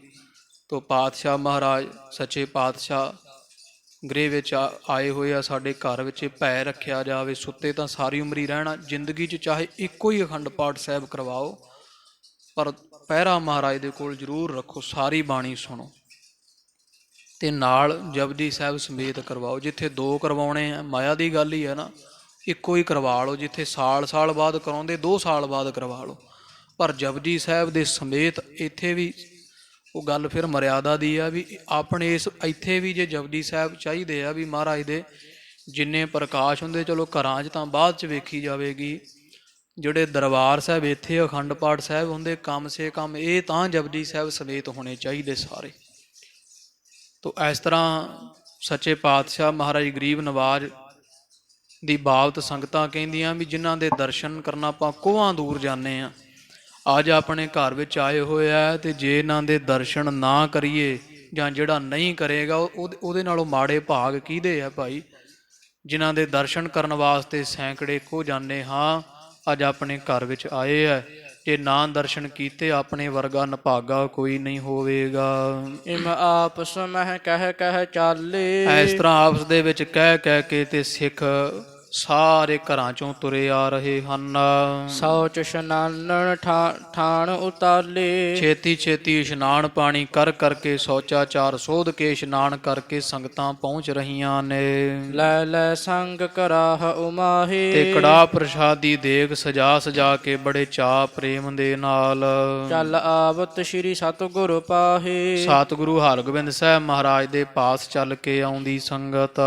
ਹੁਣ ਲੱਗੀ ਸਭ ਕੀ ਅਰਦਾਸ। ਤੋ ਸੰਗਤਾਂ ਪਹੁੰਚਣ ਲੱਗੀਆਂ ਤੇ ਸਾਰੀ ਸੰਗਤ ਦੀ ਅਰਦਾਸ ਹੁੰਦੀ ਹੈ। ਸਿੱਖ ਜਿਹੜਾ ਅਰਦਾਸੀ ਆ ਉਹ ਅਰਦਾਸ ਕਰਦਾ ਜਾਂਦਾ ਹੈ ਪਰਿਵਾਰਾਂ ਦੀ। ਵਰਤਹਿ ਪੰਚਾਮ੍ਰਿਤ ਗੁਰ ਪਾਸ। ਤੇ ਗੁਰੂ ਪਾਤਸ਼ਾਹ ਦੇ ਹਜੂਰ ਪੰਚਾਮ੍ਰਿਤ ਕੜਾਹ ਪ੍ਰਸ਼ਾਦ ਨਾਲ ਦੀ ਨਾਲ ਵਰਤੀ ਜਾਂਦਾ। ਜਿੰਨਾ ਸੰਗਤ ਲਈ ਆਉਂਦੀ ਹੈ ਉਹਨਾਂ ਨਾਲ ਦੀ ਨਾਲ ਭੋਗ ਲੱਗ ਕੇ ਵਰਤਾਇਆ ਜਾ ਰਿਹਾ ਹੈ। ਬਹੁ ਉਤਸਵ ਕਰ ਨਰ ਨਾਰੀ। ਮਾਈ ਭਾਈ ਸੰਗਤਾਂ ਬੜਾ ਪ੍ਰੇਮ ਉਤਸ਼ਾਹ ਕਰਕੇ ਦਰਸਹਿ ਗੁਰ ਪਰ ਹੋਵੈ ਬਲਿਹਾਰੀ। ਤੇ ਦਰਸ਼ਨ ਕਰਨ ਵਾਸਤੇ ਜਾਂਦੀਆਂ। ਮਹਾਰਾਜ ਦੇ ਦਰਸ਼ਨ ਕਰਕੇ ਬਲਿਹਾਰੀ ਸਦਕੇ ਵਾਰਨੇ ਜਾ ਰਹੀਆਂ ਨੇ। ਗਨ ਸੰਗਤ ਕੋ ਮੇਲ ਸਕੇਲੇ। ਤੋ ਇਸ ਤਰ੍ਹਾਂ ਸਾਧ ਸੰਗਤ ਜੀ ਬੇਅੰਤ ਸੰਗਤ ਜਿਹੜੀ ਵੈ ਉਹ ਇਕੱਤਰ ਹੋ ਰਹੀ ਹੈ। ਬੜਾ ਜੋੜ ਮੇਲਾ ਬਣਿਆ ਹੈ। ਦਰਸਹਿ ਚਾਹੋਂ ਦਿਸ਼ ਗੁਰੂ ਸੁਹੇਲੇ। ਚਾਰ ਚਫੇਰਿਓਂ ਦਿੱਲੀ ਦੀ ਸੰਗਤ ਮਹਾਰਾਜ ਦੇ ਦਰਸ਼ਨ ਕਰਕੇ ਸੁਹੇਲੇ ਕਹੀਏ ਸੌਖੀ ਹੋ ਰਹੀ ਹੈ। ਸੁਖ ਦੇ ਦਾਤੇ ਪਾਤਸ਼ਾਹ ਦੇ ਦਰਸ਼ਨ ਕਰਕੇ। ਇਤਨੇ ਮਹਿ ਵਜ਼ੀਰ ਖਾਂ ਆਇਓ। ਤੋ ਜਹਾਂਗੀਰ ਦਾ ਭੇਜਿਆ ਹੋਇਆ ਸਾਧ ਸੰਗਤ ਜੀ ਵਜ਼ੀਰ ਖਾਂ ਇਹਨੇ ਨੂੰ ਸਤਿਗੁਰਾਂ ਦੇ ਪਾਸ ਆਣ ਪਹੁੰਚਿਆ ਹੈ। ਪਗ ਪੰਕਜ ਪਰ ਸੀਸ ਨਿਵਾਇਓ। ਹਜ਼ੂਰ ਦੇ ਚਰਨ ਕਮਲਾਂ ਤੇ ਵਜ਼ੀਰ ਖਾਂ ਨੇ ਮੱਥਾ ਟੇਕਿਆ। ਸਾਦਰ ਤਿਸੇ ਬਿਠਾਵਨ ਕੀਨ। ਪਾਤਸ਼ਾਹ ਨੇ ਬੜੇ ਅਦਬ ਸਤਿਕਾਰ ਨਾਲ ਇਹਨੂੰ ਲਾਗੇ ਬਿਠਾਲਿਆ ਹੈ। ਪਿਖ ਸਰੂਪ ਮੁਦ ਪ੍ਰੇਮ ਪ੍ਰਬੀਨ। ਇਹ ਵਜ਼ੀਰ ਖਾਂ ਪਾਤਸ਼ਾਹ ਦਾ ਸੁੰਦਰ ਸਰੂਪ ਵੇਖ ਕੇ ਆਨੰਦ ਸਹਿਤ ਹੋ ਰਿਹਾ ਹੈ। ਬੜਾ ਸਿਆਣਾ ਵਜ਼ੀਰ ਖਾਂ। ਹੱਥ ਜੋੜ ਕਰ ਅਰਜ ਗੁਜਾਰੀ। ਫਿਰ ਇਹਨੇ ਪਾਤਸ਼ਾਹ ਦੇ ਅੱਗੇ ਹੱਥ ਜੋੜ ਕੇ ਇਸ ਤਰ੍ਹਾਂ ਬੇਨਤੀ ਕੀਤੀ ਹੈ। ਹਜਰਤ ਕਰਤ ਯਾਦ ਹਿਤ ਧਾਰੀ। ਹੇ ਗਰੀਬ ਨਵਾਜ ਪ੍ਰੇਮ ਧਾਰ ਕੇ ਤੁਹਾਨੂੰ ਹਜ਼ਰਤ ਕਹੀਏ ਜਹਾਂਗੀਰ ਬਾਦਸ਼ਾਹ ਨੇ ਯਾਦ ਕੀਤਾ ਹੈ। ਦਰਸ ਅਪੂਰਬ ਹੇਰਨ ਚਾਊ। ਮਹਾਰਾਜੋ ਬੜੀ ਛੇਤੀ ਦੇ ਨਾਲ ਤੁਹਾਡੇ ਦਰਸ਼ਨ ਕਰਨੇ ਚਾਹੁੰਦਾ ਵੈ। ਸੁਣ ਗੁਣ ਗਣ ਮਨ ਸਹਿਜ ਸੁਭਾਊ। ਤੁਹਾਡੇ ਮਹਾਨ ਗੁਣਾਂ ਨੂੰ ਸੁਣ ਕੇ ਮਨ ਉਹਦਾ ਸਹਿਜ ਸੁਭਾਅ ਵਿੱਚ ਆ ਗਿਆ। ਭਾਵ ਸੁਤੇ ਸਿੱਧ ਹੀ ਤੁਹਾਡੇ ਦਰਸ਼ਨਾਂ ਨੂੰ ਬੜਾ ਉਹਦਾ ਮਨ ਕਰ ਰਿਹਾ ਹੈ। ਤੁਹਾਡੀ ਬੜੀ ਸੋਭਾ ਸੁਣ ਕੇ। ਗੁਰ ਜੀ ਬਾਰ ਤੁਮ ਬਾਤ। ਤੇ ਸੱਚੇ ਪਾਤਸ਼ਾਹ ਜੀ ਕੀ ਦੱਸਾਂ ਜਹਾਂਗੀਰ ਬਾਦਸ਼ਾਹ ਵਾਰ ਤੁਹਾਡੀਆਂ ਗੱਲਾਂ ਤੁਹਾਡੀ ਸੋਭਾ ਕਰਦਾ ਹੈ। ਬੂਝਤ ਰਹਿਓ ਹਿਰਦੇ ਹਰ ਖਾਤ। ਤੇ ਖੁਸ਼ ਹੋ ਕੇ ਸਾਨੂੰ ਪੁੱਛਦੇ ਆ ਵੀ ਕਦੋਂ ਕੁ ਆਉਣਗੇ ਗੁਰੂ ਹਰਗੋਬਿੰਦ ਸਾਹਿਬ ਸਾਨੂੰ ਦਰਸ਼ਨ ਬਖਸ਼ਣ ਵਾਸਤੇ। ਕਿਰਪਾ ਧਾਰ ਨਿਜ ਕਰਹੁ ਪਿਆਨਾ। ਇਸ ਲਈ ਆਪ ਕਿਰਪਾ ਕਰੋ ਪਾਤਸ਼ਾਹ ਜੀ। ਹੁਣ ਆਪ ਜੀ ਦਇਆ ਕਰੋ ਮਹਾਰਾਜ ਬਾਦਸ਼ਾਹ ਨੂੰ ਦਰਸ਼ਨ ਦੇਣ ਵਾਸਤੇ ਚਾਲਾ ਪਾ ਦਈਏ। ਮਿੱਤਰਨ ਸੁਖ ਦੇਹੁ ਸ਼ਤਰਨ ਹਾਨਾ। ਬਾਦਸ਼ਾਹ ਦੀ ਕਚਹਿਰੀ ਵਿੱਚ ਜਾ ਕੇ ਤੁਹਾਡੇ ਪ੍ਰੇਮ ਕਰਨ ਵਾਲੇ ਪ੍ਰੇਮੀਆਂ ਨੂੰ ਸੁਖ ਦਿਓ ਤੇ ਚੰਦੂ ਵਰਗੇ ਦੁਸ਼ਮਣਾਂ ਨੂੰ ਦੁਸ਼ਟਾਂ ਨੂੰ ਨਾਸ਼ ਕਰ ਦਿਓ, ਸਾੜ ਕੇ ਸਵਾਹ ਕਰ ਦਿਓ ਜੀ। ਸੁਣ ਕਰ ਸ਼੍ਰੀ ਹਰਿ ਗੋਬਿੰਦ ਚੰਦ। ਇਹ ਬਚਨ ਵਜ਼ੀਰ ਖਾਂ ਦਾ ਸੁਣ ਕੇ ਧੰਨ ਗੁਰੂ ਹਰਗੋਬਿੰਦ ਸਾਹਿਬ ਚੰਦ ਸਰੂਪ ਸ਼੍ਰੀ ਮੁਖ ਤੇ ਬੋਲੇ ਜਗ ਬੰਦ। ਆਪਣੇ ਸ਼੍ਰੀ ਕੰਠ ਤੋਂ ਬੰਦਨਾ ਕਰਨ ਯੋਗ ਸੰਸਾਰ ਦੇ ਧੰਨ ਗੁਰੂ ਹਰਗੋਬਿੰਦ ਸਾਹਿਬ ਜੀ ਬੋਲੇ ਐ। ਅਬ ਸੰਗਤ ਸਗਰੀ ਚੱਲ ਆਈ। ਮਹਾਰਾਜ ਕਹਿੰਦੇ ਵਜ਼ੀਰ ਖਾਂ ਗੱਲ ਦਰਅਸਲ ਇਹ ਹੈ ਵੀ ਹੁਣ ਵੇਖ ਕਿੰਨੀ ਸੰਗਤ ਦਿੱਲੀ ਵਾਲੀ ਸਾਡੇ ਦਰਸ਼ਨ ਕਰਨ ਨੂੰ ਆਈ ਹੈ ਧਰ ਸ਼ਰਦਾ ਦਰ ਸਹਿ ਸੁਖ ਪਾਈ। ਤੇ ਸੁਖ ਪਾਉਂਦੇ ਐ ਸ਼ਰਧਾ ਧਾਰ ਕੇ ਸਾਡੇ ਦਰਸ਼ਨ ਕਰਨ ਆਏ ਹਨ।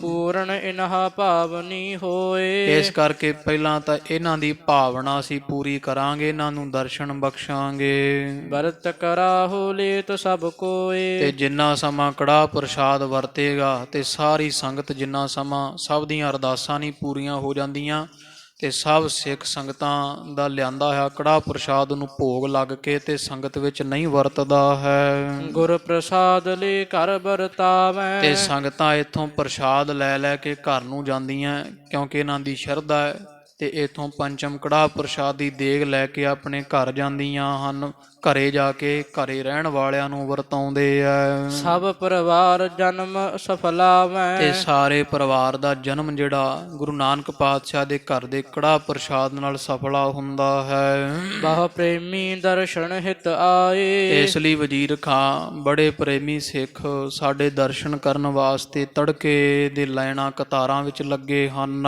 ਕਿਵੇਂ ਇਨ ਤਿਆਗ ਸਕਹਿ ਚਲ ਜਾਏ। ਇਸ ਲਈ ਇਹਨਾਂ ਨੂੰ ਕਿਵੇਂ ਛੱਡ ਦਈਏ, ਕਿਵੇਂ ਛੱਡ ਕੇ ਅਸੀਂ ਬਾਦਸ਼ਾਹ ਨੂੰ ਦਰਸ਼ਨ ਦੇਣ ਚਲੇ ਜਾਈਏ। ਜਬ ਇਨ ਕੀ ਹੋਏ ਪੂਰਨ ਆਸਾ। ਐਸੀ ਲਾਲ ਤੁਝ ਬਿਨ ਕੌਣ ਕਰੈ, ਗਰੀਬ ਨਿਵਾਜ ਗੁਸਈਆਂ ਮੇਰਾ ਮਾਥੈ ਛਤਰ ਧਰੈ। ਮਹਾਰਾਜ ਨੇ ਬਾਦਸ਼ਾਹ ਨੂੰ ਦਰਸ਼ਨ ਦੇਣ ਨੂੰ ਤਰਜੀਹ ਨਹੀਂ ਦਿੱਤੀ, ਸੰਗਤਾਂ ਨੂੰ ਵਧੇਕ ਪ੍ਰੇਮ ਕੀਤਾ ਪਾਤਸ਼ਾਹ ਮਹਾਰਾਜ ਨੇ। ਤੋ ਇਸੇ ਤਰ੍ਹਾਂ ਫਿਰ ਪੜੋ।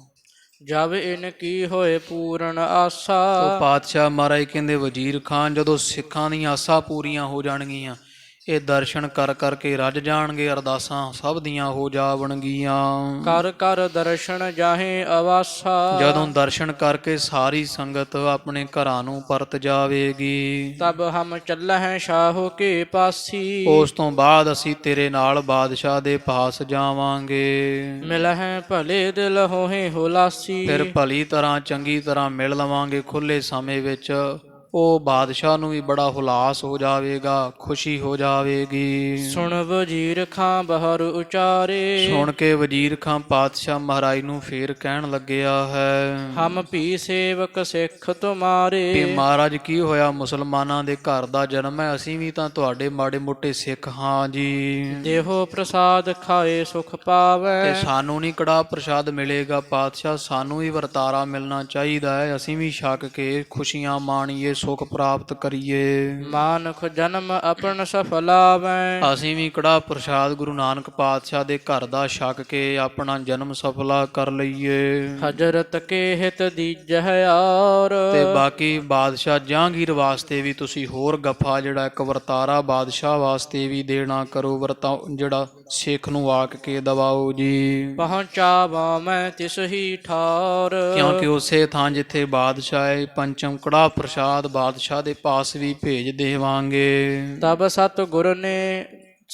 ਸਤ ਗੁਰ ਦੀਨੇ ਦੋਇ ਥਾਲ। ਤੋ ਧੰਨ ਗੁਰੂ ਹਰਗੋਬਿੰਦ ਸਾਹਿਬ ਮਹਾਰਾਜ ਜੀਆਂ ਭੋਗ ਲੱਗੇ ਹੋਏ ਪ੍ਰਸ਼ਾਦ ਸੀਤ ਪ੍ਰਸ਼ਾਦ ਦੇ 2 ਥਾਲ ਜਿਹੜੇ ਵਜ਼ੀਰ ਖਾਨ ਨੂੰ ਬਖਸ਼ੇ ਐ।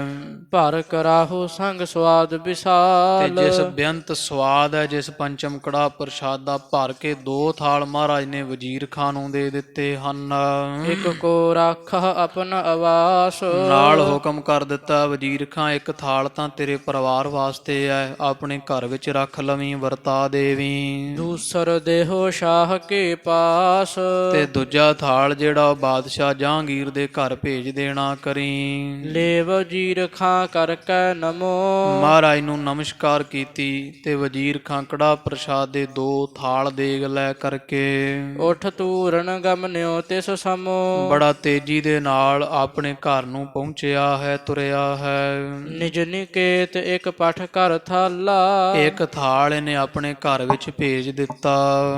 ਦੂਸਰ ਸ਼ਾਹੋ ਨਿਕਟ ਦੇ ਲੈ ਚਾਲਾ। ਤੇ ਦੂਜਾ ਥਾਲ ਸਾਧ ਸੰਗਤ ਜੀ ਬਾਦਸ਼ਾਹ ਜਹਾਂਗੀਰ ਦੇ ਪਾਸ ਵਜ਼ੀਰ ਖਾਂ ਲੈ ਕੇ ਚੱਲਿਆ ਹੈ। ਉਤਲਾਵਤ ਦਰ ਉਲੰਘ ਤਮਾਮ। ਡਿਉੜੀ ਲੰਘ ਕੇ ਬੜੇ ਕਾਹਲੀ ਕਦਮੀ ਉਤਸ਼ਾਹ ਦੇ ਨਾਲ ਜਾ ਰਿਹਾ ਹੈ। ਹਜ਼ਰਤ ਕੀਨ ਇਸ਼ਨਾਨ ਹਮਾਮ। ਤੇ ਜਿਹੜਾ ਇਹ ਬਾਦਸ਼ਾਹ ਜਹਾਂਗੀਰ ਸੀ ਇਹ ਇਸ਼ਨਾਨ ਪਾਣੀ ਕਰਕੇ ਅਜੇ ਨਿਕਲਿਆ ਹੋਇਆ ਸੀ ਆਪਣੇ ਇਸ਼ਨਾਨ ਘਰ ਦੇ ਵਿੱਚੋਂ। ਨਿਕਸਿਓ ਵਹਿਰ ਅਸਨ ਰੁਚ ਜਾਗੀ। ਤੇ ਅਜੇ ਨਿਕਲਿਆ ਸੀ ਤੇ ਇਸ਼ਨਾਨ ਪਾਣ ਕਰਕੇ ਤੋ ਉੱਠਦਿਆਂ ਸਾਰ ਉਹਨੇ ਨੂੰ ਇਹ ਵਜ਼ੀਰ ਖਾਂ ਪਹੁੰਚ ਗਿਆ। ਤੋ ਕਵੀ ਜੀ ਕਹਿੰਦੇ ਇਹ ਜਹਾਂਗੀਰ ਨੂੰ ਵੀ ਬਹੁਤ, ਕਿਉਂਕਿ ਤੜਕੇ ਹੀ ਛਕਾ ਕੇ ਕੁਝ ਭੋਜਨ ਤੇ ਇਹ ਬਾਦਸ਼ਾਹ ਲੋਕ ਕਚਹਿਰੀ ਲਾ ਲੈਂਦੇ ਸਨ।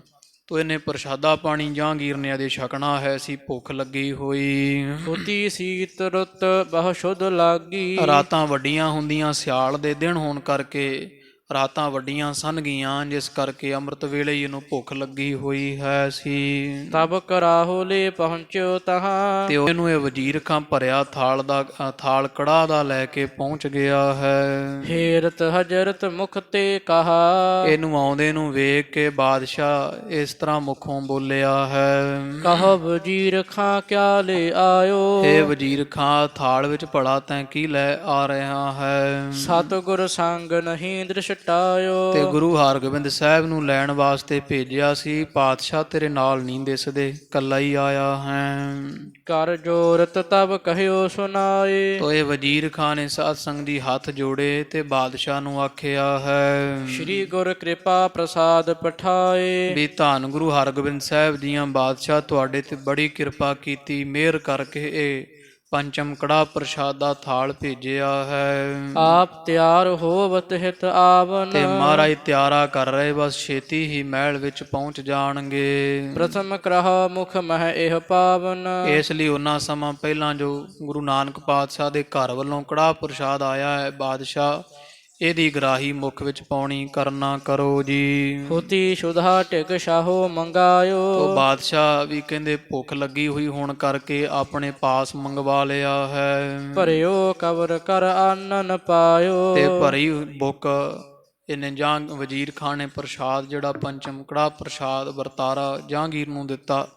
ਤੇ ਗਰਾਹੀ ਇਹਨੇ ਹੱਥ ਦੇ ਨਾਲ, ਇੱਕ ਹੱਥ ਦੇ ਨਾਲ ਆਪਣੇ ਮੁਖ ਵਿੱਚ ਪਾਈ ਜਦ ਸਵਾਦ ਅਪੂਰਬ ਪਾਏ ਅਜਾਇਬ। ਤੋ ਇਹੋ ਜਿਹਾ ਸਵਾਦ, ਹੁਣ ਕੜਾਹ ਪ੍ਰਸ਼ਾਦ ਵਰਗਾ ਸਵਾਦ ਕਿਹੜੀ ਚੀਜ਼ ਦਾ। ਤੋ ਪੰਚਮ ਕੜਾਹ ਪ੍ਰਸ਼ਾਦ ਛਕ ਕਰਕੇ ਇਹ ਮਹਿਸੂਸ ਹੋਇਆ ਵੀ ਇਹੋ ਜਿਹਾ ਕੋਈ ਵੀ ਭੋਜਨ ਮੈਂ ਸਾਰੀ ਜ਼ਿੰਦਗੀ ਨਹੀਂ ਛਕਿਆ। ਅਪੂਰਬ ਹੀ ਆਨੰਦਦਾਇਕ ਵੱਖਰਾ ਹੀ ਇੱਕ ਸਵਾਦ ਪ੍ਰਾਪਤ ਹੋਇਆ ਹੈ। ਕਹਿਓ ਧੰਨ ਗੁਰੂ ਨਾਨਕ ਸਾਹਿਬ। ਤੇ ਕਹਿਣ ਲੱਗਿਆ ਇਹ ਬਾਦਸ਼ਾਹ ਜਹਾਂਗੀਰ, ਕਹਿੰਦਾ ਕਿ ਧੰਨ ਗੁਰੂ ਨਾਨਕ, ਵੇਖੋ ਇਹਦੇ ਮੂੰਹ ਵੀ ਮੱਲੋ ਮੱਲੀ ਧੰਨ ਗੁਰੂ ਨਾਨਕ ਸਾਹਿਬ ਨਿਕਲਿਆ ਦੇਗ ਛਕ ਕਰਕੇ। ਇੱਕ ਸ਼ੁਭ ਅਸਣ ਦੁਤੀ ਗੁਰ ਕਲਾ। ਤੇ ਕਵੀ ਜੀ ਕਹਿੰਦੇ ਕਾਰਨ ਇਹ ਹੈ ਵੀ ਇੱਕ ਤਾਂ ਇਹ ਸ਼ੁਭ ਆਸਨ, ਇਹ ਜਿਹੜਾ ਭੋਜਨ ਹੈ ਨਾ ਦੇਗ, ਇਹ ਸਾਰਿਆਂ ਤੋਂ ਚੰਗਾ ਹੈ। ਕਿਉਂਕਿ ਨਾ ਇਹ ਵੇਖੋ ਕਿੰਨੀਆਂ ਬਿਮਾਰੀਆਂ ਹਨ, ਕਿਸੇ ਨੂੰ ਕਿਸੇ ਚੀਜ਼ ਤੋਂ ਹਟਕਾ, ਕਿਸੇ ਨੂੰ ਕਿਸੇ ਵਸਤੂ ਤੋਂ ਹਟਕਾ। ਭਾਵੇਂ ਆ ਇੱਥੇ ਸੰਗਤ ਵਿੱਚ ਵਰਤਾਉਂਦਿਆਂ ਕੋਈ ਸ਼ੂਗਰ ਦਾ ਮਰੀਜ਼ ਹੁੰਦਾ, ਉਹ ਨਖਰੇ ਜ਼ਰੂਰ ਕਰੀ ਜਾਂਦੇ ਨੇ ਜੀ ਥੋੜ੍ਹਾ ਥੋੜ੍ਹਾ ਥੋੜ੍ਹਾ, ਪਰ ਅਸਲ ਵਿੱਚ ਜਿਹੜਾ ਇਹ ਪੰਚਮ ਕੜਾਹ ਪ੍ਰਸ਼ਾਦ ਸਾਧ ਸੰਗਤ ਜੀ ਕੋਈ ਵੀ ਸਿੱਧ ਨਹੀਂ ਕਰ ਸਕਦਾ ਵੀ ਇਹ ਸ਼ੂਗਰ ਵੀ ਵਧਾਉਂਦਾ ਹੈ। ਤੋ ਕਿਸੇ ਪਾਸਿਓਂ ਵੀ ਦੱਸੋ ਜੇ ਇਹਦਾ ਨੁਕਸਾਨ ਕਿਸੇ ਨੇ ਸਿੱਧ ਕੀਤਾ ਵੀ ਕੜਾਹ ਪ੍ਰਸ਼ਾਦ ਛਕਣ ਵਾਲਾ ਨੁਕਸਾਨ ਹੁੰਦਾ।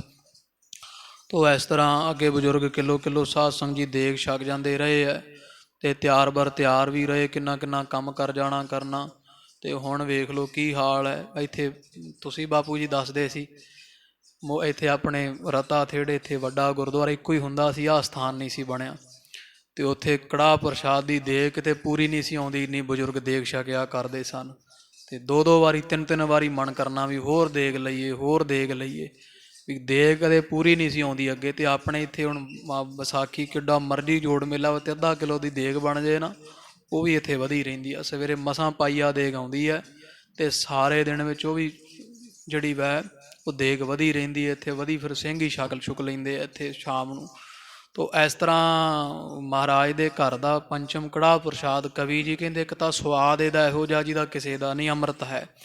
ਦੂਜਾ ਇਹ ਹੈ ਵੀ ਆਸਨ ਦੁਤੀ ਗੁਰ ਕਲਾ, ਦੂਜੀ ਪੰਚਮ ਕੜਾਹ ਪ੍ਰਸ਼ਾਦ ਵਿੱਚ ਗੁਰੂ ਨਾਨਕ ਪਾਤਸ਼ਾਹ ਦੀ ਕਲਾ ਵਰਤਦੀ ਹੈ।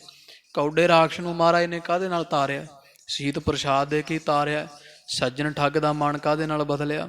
ਤੋ ਸੱਚੇ ਪਾਤਸ਼ਾਹ ਨੇ ਜਿੰਨੀ ਕਲਾ ਵਰਤਾਈ, ਸਾਧ ਸੰਗਤ ਜੀ ਮਰਦਾਨੇ ਵਰਗੇ ਭੇਡੂ ਬਣਾ ਦਿੱਤੇ ਸੀ ਜੋਗਣੀਆਂ, ਤੇ ਮਹਾਰਾਜ ਨੇ ਉੱਥੇ ਵੀ ਸ਼ੀਤ ਪ੍ਰਸ਼ਾਦ ਹੀ ਦਿੱਤਾ, ਇਹਨੂੰ ਛਕਾਓ।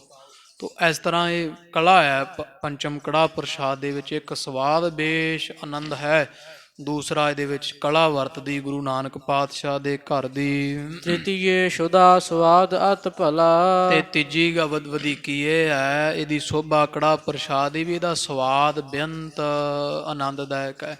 ਸ਼ੁਧਾ ਅੰਮ੍ਰਿਤ ਵਰਗਾ ਸਵਾਦ ਹੈ, ਭਲੀ ਪ੍ਰਕਾਰ ਹੀ। ਅਪਰ ਗ੍ਰਾਸ ਪੁਨ ਮੁਖ ਮਹਿ ਪਾਏ। ਤੇ ਬਾਦਸ਼ਾਹ ਜਹਾਂਗੀਰ ਨੇ ਇੱਕ ਗਰਾਹੀ ਪਾਈ, ਬਹੁਤ ਆਨੰਦ ਆਇਆ। ਧੰਨ ਹੋ ਧੰਨ ਗੁਰੂ ਨਾਨਕ, ਧੰਨ ਆਪ ਜੀ, ਧੰਨ ਹੋ ਭਾਈ। ਇਸ ਤਰ੍ਹਾਂ ਬਚਨ ਕਰਦਿਆਂ ਸਾਰੇ ਇੱਕ ਗਰਾਹੀ ਫੇਰ ਮੁਖ ਵਿੱਚ ਪਾਈ ਹੈ। ਖਾਵਤ ਰੁਚ ਤੇ ਬਚਨ ਅਲਾਏ। ਤੇ ਬਾਦਸ਼ਾਹ ਜਹਾਂਗੀਰ ਨਾਲੇ ਪੰਚਮ ਕੜਾਹ ਪ੍ਰਸ਼ਾਦੀ ਦੇਗ ਛਕੀ ਜਾਂਦਾ ਹੈ ਤੇ ਨਾਲੋਂ ਹੀ ਮੁਖੋਂ ਸੋਭਾ ਗਾਉਂਦਾ ਹੈ। ਸ਼੍ਰੀ ਨਾਨਕ ਬ੍ਰਿਧ ਬੈ ਬਹੁ ਤੇ ਹੋਵੈ। ਉਹ ਮਸ਼ਕਰੀ ਕਰਕੇ ਨਾ ਉਹ ਹੈ ਪ੍ਰੇਮ ਚ ਹੀ ਕੀਤੀ। ਕਹਿੰਦਾ ਵਜ਼ੀਰ ਖਾਂ, ਮੈਨੂੰ ਲੱਗਦਾ ਹੈ ਵੀ ਗੁਰੂ ਨਾਨਕ ਪਾਤਸ਼ਾਹ ਦੀ ਉਮਰ ਬਹੁਤੀ ਹੋਣੀ, ਵੱਡੇ ਵਡੇਰੇ ਹੋਣੇ ਆ। ਅਸ ਪ੍ਰਸਾਦ ਜਿਨ ਹਿਤ ਕਰ ਜੋਵੈ। ਵੀ ਜਿਸ ਕਰਕੇ ਵੀ ਆ ਪ੍ਰਸ਼ਾਦ ਉਹਨਾਂ ਨੇ ਮੁੱਖ ਰੱਖਿਆ ਵੀ ਪੰਚਮ ਕੜਾਹ ਪ੍ਰਸ਼ਾਦ ਹੀ ਉਹਨਾਂ ਦੇ ਘਰ ਵਿੱਚ ਵਰਤਦਾ। ਤੂੰ ਇਹ ਵੀ ਵਧੀਕੀ ਸਾਧ ਸੰਗਤ ਜੀ ਆਪਾਂ ਇਹ ਵੇਖੋ, ਇਹਨੂੰ ਚਾਹੇ ਬੱਚਾ ਛਕ ਲਵੇ ਤੇ ਚਾਹੇ ਬੁੱਢਾ ਛਕ ਲਵੇ, ਨੌਜਵਾਨ ਤਾਂ ਛਕ ਹੀ ਲੈਂਦੇ ਆ। ਨਾ ਦੰਦ ਚੱਕ ਵੱਢਣ ਦੀ ਲੋੜ, ਨਾ ਚਿੱਥਣ ਦੀ, ਨਾ ਚੱਬਣ ਦੀ, ਪਚਿਆ ਪਚਾਇਆ ਹੀ ਹੈ। ਤੋ ਇਸ ਤਰ੍ਹਾਂ ਸੱਚੇ ਪਾਤਸ਼ਾਹ ਦੇ ਮਹਾਰਾਜ ਦੇ ਘਰ ਦੇ ਕੜਾਹ ਪ੍ਰਸ਼ਾਦ ਦੀ ਵਡਿਆਈ ਜਿਹੜੀ ਹੈ ਬਾਦਸ਼ਾਹ ਨੇ ਵੀ ਕਰਨਾ ਕੀਤੀ ਹੈ। ਬਿਨਾ ਦਸਣ ਸੋ ਖਾਏ ਸੁਖਾਰੇ। ਵੀ ਮਹਾਰਾਜ ਗੁਰੂ ਨਾਨਕ ਪਾਤਸ਼ਾਹ ਨੇ ਤਾਂ ਹੀ ਕੜਾਹ ਪ੍ਰਸ਼ਾਦ ਗੁਰੂ ਘਰ ਵਿੱਚ ਵਰਤਾਰਾ ਮੁੱਖ ਰੱਖਿਆ ਵੀ ਜਿਹਦੇ ਨਹੀਂ ਮੂੰਹ ਵਿੱਚ ਦੰਦ ਆਦਿ ਕੋ ਵੀ ਛਕ ਲਿਆ ਕਰਨਗੇ। ਸਾਧ ਵਿਸਾਲ ਸਭਨ ਇੱਕ ਸਾਰੇ। ਤੇ ਇੱਕ ਸਾਰ ਹੈ ਸਾਰਾ ਹੀ, ਤੇ ਸਵਾਦ ਵੀ ਇਸ ਦਾ ਬੇਅੰਤ ਹੀ ਡਾਢਾ ਹੈ। ਅਬ ਲਾਓ ਮੈਂ ਨਾ ਸਵਾਦ ਅਸ ਪਾਇਓ। ਸੱਚ ਜਾਣੀ ਵਜ਼ੀਰ ਖਾਂ, ਇਹੋ ਜਿਹਾ ਸਵਾਦ ਮੈਂ ਬੜੇ ਭੋਜਨ ਛਕੇ ਪਰ ਸਾਰੀ ਜ਼ਿੰਦਗੀ ਵਿੱਚ ਐਸਾ ਆਨੰਦ ਨਹੀਂ ਆਇਆ ਹੈ। ਇਹੋ ਸਮ ਅਪਰ ਅਸਣ ਬਹੁ ਖਾਇਓ। ਇਹੋ ਜਿਹਾ ਜਿਹੜਾ ਪ੍ਰਸ਼ਾਦ ਪੰਚਮ ਕੜਾਹ ਪ੍ਰਸ਼ਾਦ ਵਰਗਾ ਅਸਨ ਕਹੀਏ ਕੋਈ ਭੋਜਨ ਮੈਂ ਸਾਰੀ ਜ਼ਿੰਦਗੀ ਵਿੱਚ ਕਦੇ ਛਕਿਆ ਨਹੀਂ ਹੈ। ਕਹੇ ਵਜ਼ੀਰ ਖਾਂ ਜੋ ਗੁਰਬਾਨੀ। ਤੋ ਵਜ਼ੀਰ ਖਾਂ ਕਹਿੰਦਾ ਹੈ ਇਹ ਬਾਦਸ਼ਾਹ ਜਹਾਂਗੀਰ ਨੂੰ ਵੀ ਅਜੇ ਤਾਂ ਪੰਚਮ ਕੜਾਹ ਪ੍ਰਸ਼ਾਦ ਹੀ ਛਕਿਆ ਬਾਦਸ਼ਾਹ, ਤੁਸੀਂ ਅਜੇ ਗੁਰੂ ਕੀ ਬਾਣੀ ਨਹੀਂ ਸੁਣੀ ਹੈ। ਅਤ ਸਵਾਦਲ ਸਗਰੇ ਦੁਖ ਹਾਨੀ। ਉਹ ਇਦੋਂ ਵੀ ਸਵਾਦ ਦੇਣ ਵਾਲੀ ਹੈ ਤੇ ਉਹ ਸਵਾਦ ਦਿੰਦੀ ਤੇ ਨਾਲ ਦੁੱਖ ਵੀ ਨਾਸ਼ ਕਰ ਦੇਣ ਵਾਲੀ ਹੈ। ਮੇਰੋ ਦਰਦ ਸੁਣਤ ਜਿਸ ਗਇਓ। ਤੇ ਮੈਂ ਕੋਈ ਐਵੇਂ ਨਹੀਂ ਕਹਿ ਰਿਹਾ, ਮੈਂ ਸੁਣੀ ਤੇ ਪ੍ਰਤੱਖ ਗੱਲ ਕਰਦਾ ਵਰਤੀ ਹੋਈ ਵੀ ਬਾਦਸ਼ਾਹ ਮੈਨੂੰ ਜਲੋਧਰੇ ਦਾ ਰੋਗ ਸੀ ਤੇ ਕੜਾਹ ਪ੍ਰਸ਼ਾਦ ਦੀ ਦੇਗ ਤਾਂ ਆਨੰਦ ਦਿੰਦੀ ਹੈ। ਜੇ ਗੁਰਬਾਣੀ ਸੁਣ ਕੇ ਵੇਖਿਓ ਕਿਤੇ ਤੇ ਉਹ ਗੁਰਬਾਣੀ ਇਸ ਤੋਂ ਵੀ ਵੱਧ ਆਨੰਦ ਦੇਣ ਵਾਲੀ ਹੈ। ਮੇਰਾ ਜਿਹੜਾ ਰੋਗ ਸੀ ਜਲੋਧਰੇ ਦਾ ਉਹ ਇਸੇ ਗੁਰੂ ਨਾਨਕ ਪਾਤਸ਼ਾਹ ਦੇ ਘਰ ਦੀ ਬਾਣੀ ਨੇ ਕੱਟਿਆ ਹੈ। ਪਰਖੀ ਤਬ ਤਨ ਸਭ ਸੁਖ ਦਇਓ। ਤੋ ਸੱਚੇ ਪਾਤਸ਼ਾਹ ਮਹਾਰਾਜ ਦੀ ਬਾਣੀ ਮੈਂ ਪਰਖੀ ਹੋਈ ਗੱਲ ਕਰਦਾ, ਮੇਰੇ ਸਰੀਰ ਤੇ ਵਰਤੀ ਹੈ, ਬਹੁਤ ਮੈਨੂੰ ਸੁਖ ਬਖਸ਼ਿਸ਼ ਕੀਤਾ ਹੈ। ਸੁੰਦਰ ਅਤ ਸਰੂਪ ਬੜ ਢੀਲ। ਤੇ ਬਾਕੀ ਫਿਰ ਇਹ ਸੋਭਾ ਕਰਦਾ ਵਜ਼ੀਰ ਖਾਂ, ਕਹਿੰਦਾ ਮਹਾਰਾਜ ਬਾਦਸ਼ਾਹ ਜੇ ਗੁਰੂ ਹਰਗੋਬਿੰਦ ਸਾਹਿਬ ਮਹਾਰਾਜ ਦੀ ਗੱਲ ਕਰੀਏ ਨਾ, ਉਹਨਾਂ ਦਾ ਸਰੂਪ ਬਹੁਤ ਸੁੰਦਰ ਹੈ ਤੇ ਬੜੇ ਡੀਲ ਡੌਲ ਸਰੀਰ ਦੇ, ਵੱਡੇ ਭਾਰੇ ਸਰੀਰ ਦੇ ਹਨ। ਦੇਖਤ ਰਹੀ ਹੈ ਮ੍ਰਿਦੁਲ ਸੁਸ਼ੀਲ। ਉਹਨਾਂ ਨੂੰ ਵੇਖਦੇ ਹੀ ਰਹਿ ਜਾਈਦਾ, ਐਡਾ ਮ੍ਰਿਦੁਲ ਕੋਮਲ ਸੁਭਾਅ ਹੈ ਉਹਨਾਂ ਦਾ, ਬੜੇ ਸੁਸ਼ੀਲ ਸੁਭਾਅ ਦੇ ਮਾਲਕ ਹਨ। ਮਸ ਭੀਜਤ ਮੁਖ ਨੇਤਰ ਵਿਸ਼ਾਲ। ਤੇ ਥੋੜਾ ਥੋੜਾ ਦਾੜਾ ਮੁਖ ਤੇ ਆਇਆ, ਮੁਖ ਦਾੜੇ ਨਾਲ ਜੇ ਭਿੱਜਦਾ ਹੀ ਪਿਆ ਹੈ, ਛੋਟਾ ਛੋਟਾ ਦਾੜਾ ਆ ਰਿਹਾ ਮੁਖ ਤੇ ਨੇਤਰ ਬੜੇ ਚੌੜੇ ਖੁੱਲੇ ਮੋਟੇ ਹਨ। ਕਿਰਪਾ ਦ੍ਰਿਸ਼ਟ ਦੇਖਣ ਸੁਭ ਢਾਲ। ਤੇ ਜਦੋਂ ਸੱਚੇ ਪਾਤਸ਼ਾਹ ਜੀ ਕਿਤੇ ਕਿਰਪਾ ਕਟਾਕਸ਼ ਦੇ ਨਾਲ ਵੇਖ ਲੈਂਦੇ, ਜਿਸ ਨੂੰ ਉਹਦੀ ਚਾਲ ਨਿਰਾਲੀ ਕਰ ਦਿੰਦੇ, ਨਿਹਾਲ ਕਰ ਦਿੰਦੇ ਆ। ਬੋਲਤ ਮਨਹ ਚਰਤ ਹੈ ਫੂਲ। ਬਾਦਸ਼ਾਹ ਜਦੋਂ ਗੁਰੂ ਹਰਗੋਬਿੰਦ ਸਾਹਿਬ ਜੀ ਬੋਲਦੇ ਆ, ਉਹਨਾਂ ਦੇ ਮੁਖੋਂ ਬਚਨ ਨਹੀਂ ਮਨੋਂ ਫੁੱਲ ਕਿਰਦੇ ਹੋਣ। ਤੁਮ ਪਰ ਖੁਸ਼ੀ ਕਰਹਿ ਅਨਕੂਲ। ਤੇ ਤੁਹਾਡੇ ਉੱਪਰ ਬਹੁਤ ਹੀ ਉਹਨਾਂ ਨੇ ਖੁਸ਼ੀ ਕੀਤੀ ਹੈ, ਤੁਹਾਡੇ ਉੱਪਰ ਗੁਰੂ ਹਰਗੋਬਿੰਦ ਸਾਹਿਬ ਜੀ ਬਹੁਤ ਪ੍ਰਸੰਨ ਹਨ। ਇਮ ਬੋਲਤ ਅਚਵਨ ਕੋ ਕਰਿਓ। ਉਹ ਇਸ ਤਰ੍ਹਾਂ ਕਹਿ ਕਰਕੇ ਨਾ ਇਹ ਭੋਜਨ ਜਿਹੜਾ ਛਕ ਲੈਣਾ ਕੀਤਾ ਹੈ, ਜਾਂ ਪੰਚਮ ਕੜਾਹ ਪ੍ਰਸ਼ਾਦ ਇਹ ਬਾਦਸ਼ਾਹ ਨੇ ਛਕਿਆ ਹੈ। ਬੈਠਤ ਤਖਤ ਸ਼ਾਹੋ ਚੱਲ ਪਰਿਓ। ਤੇ ਫਿਰ ਬਹਿਣ ਵਾਸਤੇ ਤਖਤ ਤੇ ਬਾਦਸ਼ਾਹ ਆਪਣੇ ਕਚਹਿਰੀ ਵੱਲ ਨੂੰ ਤੁਰ ਗਿਆ ਵੈ। ਸੁਣ ਗੁਣ ਪੁਨ ਵਜ਼ੀਰ ਖਾਂ ਸੰਗ। ਤੇ ਇਧਰ ਸਾਧ ਸੰਗਤ ਜੀ ਸੁਣ ਕੇ ਨਾ ਵਜ਼ੀਰ ਖਾਂ ਹੈ, ਇਹ ਵੀ ਨਾਲ ਬਾਦਸ਼ਾਹ ਦੇ ਕਹਿਓ ਜਾਹੋ ਚੜ ਬੇਗ ਤੁਰੰਗ। ਜਾਂ ਬਾਦਸ਼ਾਹ ਜਹਾਂਗੀਰ ਨੇ ਵਜ਼ੀਰ ਖਾਂ ਨੂੰ ਆਖਿਆ ਵੀ ਵਜ਼ੀਰ ਖਾਂ ਜਾਓ, ਹੁਣ ਗੁਰੂ ਹਰਗੋਬਿੰਦ ਸਾਹਿਬ ਮਹਾਰਾਜ ਪਾਤਸ਼ਾਹ ਦੇ ਪਾਸ ਜਾਣਾ ਕਰ ਘੋੜੇ ਤੇ ਚੜ ਕਰਕੇ ਛੇਤੀ ਹੀ ਆਨਹ ਅਬੈ ਹਮਾਰੇ ਪਾਸ। ਤੇ ਛੇਤੀ ਨਾਲ ਅੱਗੋਂ ਜਾ ਕੇ ਪਾਤਸ਼ਾਹ ਨੂੰ ਸਾਡੇ ਕੋਲ ਲੈ ਕੇ ਆ। ਦਰਸ਼ਨ ਕਰਾਂ ਗੁਰੂ ਸੁਖ ਰਾਸ। ਸੁਖਾਂ ਦੇ ਖਜ਼ਾਨੇ ਗੁਰੂ ਹਰਗੋਬਿੰਦ ਸਾਹਿਬ ਦੇ ਅਸੀਂ ਵੀ ਦਰਸ਼ਨ ਕਰ ਲਈਏ। ਹਰਖਤ ਹਜਰਤ ਤੇ ਸੁਣ ਕਰ ਤੋ ਕੈ। ਇਸ ਤਰ੍ਹਾਂ ਬਾਦਸ਼ਾਹ ਤੋਂ ਸੁਣ ਕੇ ਨਾ ਇਹ ਜਿਹੜਾ ਵਜ਼ੀਰ ਖਾਂ ਬੜਾ ਖੁਸ਼ ਹੋਇਆ ਹੈ। ਗਇਓ ਗੁਰੂ ਟਿਗ ਹੈ ਪਰ ਚਰ ਕੈ। ਤੋ ਘੋੜੇ ਤੇ ਚੜ ਕੇ ਵਜ਼ੀਰ ਖਾਂ ਗੁਰੂ ਹਰਗੋਬਿੰਦ ਸਾਹਿਬ ਮਹਾਰਾਜ ਪਾਸ ਚੱਲਿਆ ਵੈ। ਪਹੁੰਚਿਓ ਉਤਲਾਵਤ ਤਬ ਪਾਸ। ਬੜਾ ਘੋੜਾ ਦੜਾਉਂਦਾ ਹੋਇਆ ਛੇਤੀ ਨਾਲ ਮਹਾਰਾਜ ਦੇ ਪਾਸ ਪਹੁੰਚਿਆ ਵੈ। ਕਰੀ ਨਮੋ ਭਾਖੀ ਅਰਦਾਸ। ਨਮਸਕਾਰ ਕੀਤੀ, ਮੱਥਾ ਟੇਕ ਬਾਦਸ਼ਾਹ ਜਹਾਂਗੀਰ ਵੱਲੋਂ ਅਰਦਾਸ ਬੇਨਤੀ ਕੀਤੀ ਹੈ। ਗੁਰੂ ਭਣਿਓ ਹਮ ਆਗੇ ਤਿਆਰ। ਤੋ ਬਾਦਸ਼ਾਹ ਮਹਾਰਾਜ ਕਹਿੰਦੇ ਕੋਈ ਨਹੀਂ, ਅਸੀਂ ਤਿਆਰ ਹੀ ਸਾਂ ਵਜ਼ੀਰ ਖਾਂ, ਬਸ ਸਾਡਾ ਵੀ ਤਿਆਰਾ ਹੀ ਹੈ। ਇਮ ਕਹਿ ਭਏ ਸੋ ਅਸ ਅਸਵਾਰ। ਇਹਨਾਂ ਬਚਨ ਕਹਿ ਕੇ ਮਹਾਰਾਜ ਘੋੜੇ ਤੇ ਅਸਵਾਰ ਹੋ ਗਏ। ਜੇਠਾ ਆਦ ਪੰਜ ਸਿੱਖ ਸਾਥ। ਤੇ 5 ਸਿੱਖ ਮਹਾਰਾਜ ਨਾਲ ਲੈ ਲਏ ਹਨ, ਭਾਈ ਜੇਠਾ ਤੋਂ ਆਦ ਗੁਰਮੁਖ ਪਿਆਰੇ। ਗਮਨ ਕੀਨ ਸ਼੍ਰੀ ਸਤਿਗੁਰ ਨਾਥ। ਸਤਿਗੁਰੂ ਸੁਆਮੀ ਮਾਲਕ ਗੁਰੂ ਹਰਗੋਬਿੰਦ ਸਾਹਿਬ ਜੀ 5 ਸਿੱਖ ਨਾਲ ਲੈ ਕੇ ਤੇ ਬਾਦਸ਼ਾਹ ਜਹਾਂਗੀਰ ਦੇ ਪਾਸ ਪਹੁੰਚ ਰਹੇ ਹਨ। ਸਨੇ ਸਨੇ ਹੈ ਕੋ ਠਹਿਰਾਵੈ। ਮਹਾਰਾਜ ਘੋੜੇ ਨੂੰ ਧੀਰੇ ਧੀਰੇ ਤੋਰਦੇ ਠਹਿਰਾ ਠਹਿਰਾ ਕੇ ਤੋਰ ਰਹੇ ਹਨ। ਤੇਜ ਹੋਤ ਕੁਛ ਅਲਪ ਕੁਦਾਵੈ। ਤੇ ਜਦੋਂ ਤੇਜ਼ ਹੁੰਦਾ ਤੇ ਮਹਾਰਾਜ ਰੋਕ ਕੇ ਥੋੜਾ ਥੋੜਾ ਕੁਦਾ ਦਿੰਦੇ ਵੀ ਇੰਨੇ ਨਾਲ ਧੀਰੇ ਹੋ ਜਾਵੇਗਾ। ਮੋਤੇ ਜਾਤ ਅਗਾਰੀ ਪਾਨ। ਤੋ ਕਹਿੰਦੇ ਘੋੜਾ ਗੁੱਸਾ ਕਰਦਾ ਹੈ ਮਹਾਰਾਜ ਨੂੰ ਵੀ ਕਿਉਂ ਘੋੜਾ ਮੈਨੂੰ ਹੌਲੀ ਚਲਾਉਂਦੇ ਆ, ਵੀ ਮੇਰੇ ਤੋਂ ਹਵਾ ਅੱਗੇ ਲੰਘੀ ਜਾਂਦੀ ਹੈ। ਰਿਸ਼ਤ ਮਰੋਰਤ ਹੈ ਭਗਦਾਨ। ਤੇ ਵੀ ਹਵਾ ਅੱਗੇ ਲੰਘੀ ਜਾਂਦੀ, ਮਹਾਰਾਜ ਮੈਂ ਤਾਂ ਹਵਾ ਨੂੰ ਵੀ ਚੀਰਦਾ ਅੱਗੇ ਲੰਘਦਾ, ਤੇ ਅੱਜ ਤੁਸੀਂ ਹੌਲੀ ਤੋਰਦੇ ਹੋ। ਇਸ ਕਰਕੇ ਕਹਿੰਦੇ ਅਗਲੇ ਪੈਰ ਜੇ ਮੋੜ ਕੇ ਗੁੱਸਾ ਜਿਹਾ ਕੱਢ ਰਿਹਾ ਧਰਤੀ ਤੇ।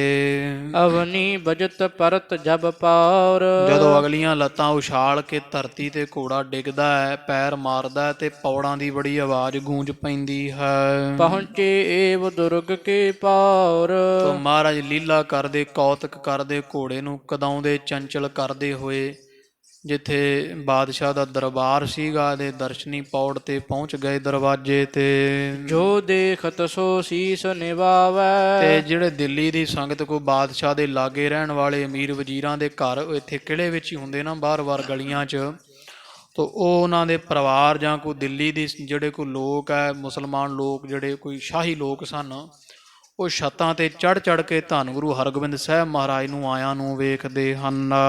ਧੀਰਜ ਮਾਨ ਹਿਰਦੇ ਬਿਸਰਾਵੈ। ਤੇ ਧੀਰਜ ਸਭ ਦਾ ਛੁੱਟਦਾ ਜਾਂਦਾ, ਗੁਰੂ ਹਰਗੋਬਿੰਦ ਸਾਹਿਬ ਦੇ ਦਰਸ਼ਨ ਕਰਕੇ ਧੀਰਜ ਛੁੱਟਦੇ ਜਾਂਦੇ, ਸਾਰਿਆਂ ਦੇ ਮਾਣ ਹੰਕਾਰ ਚੂਰ ਹੁੰਦੇ ਜਾਂਦੇ ਹਨ ਵੀ ਅਸੀਂ ਸ਼ਾਹੀ ਲੋਕ ਹਾਂ।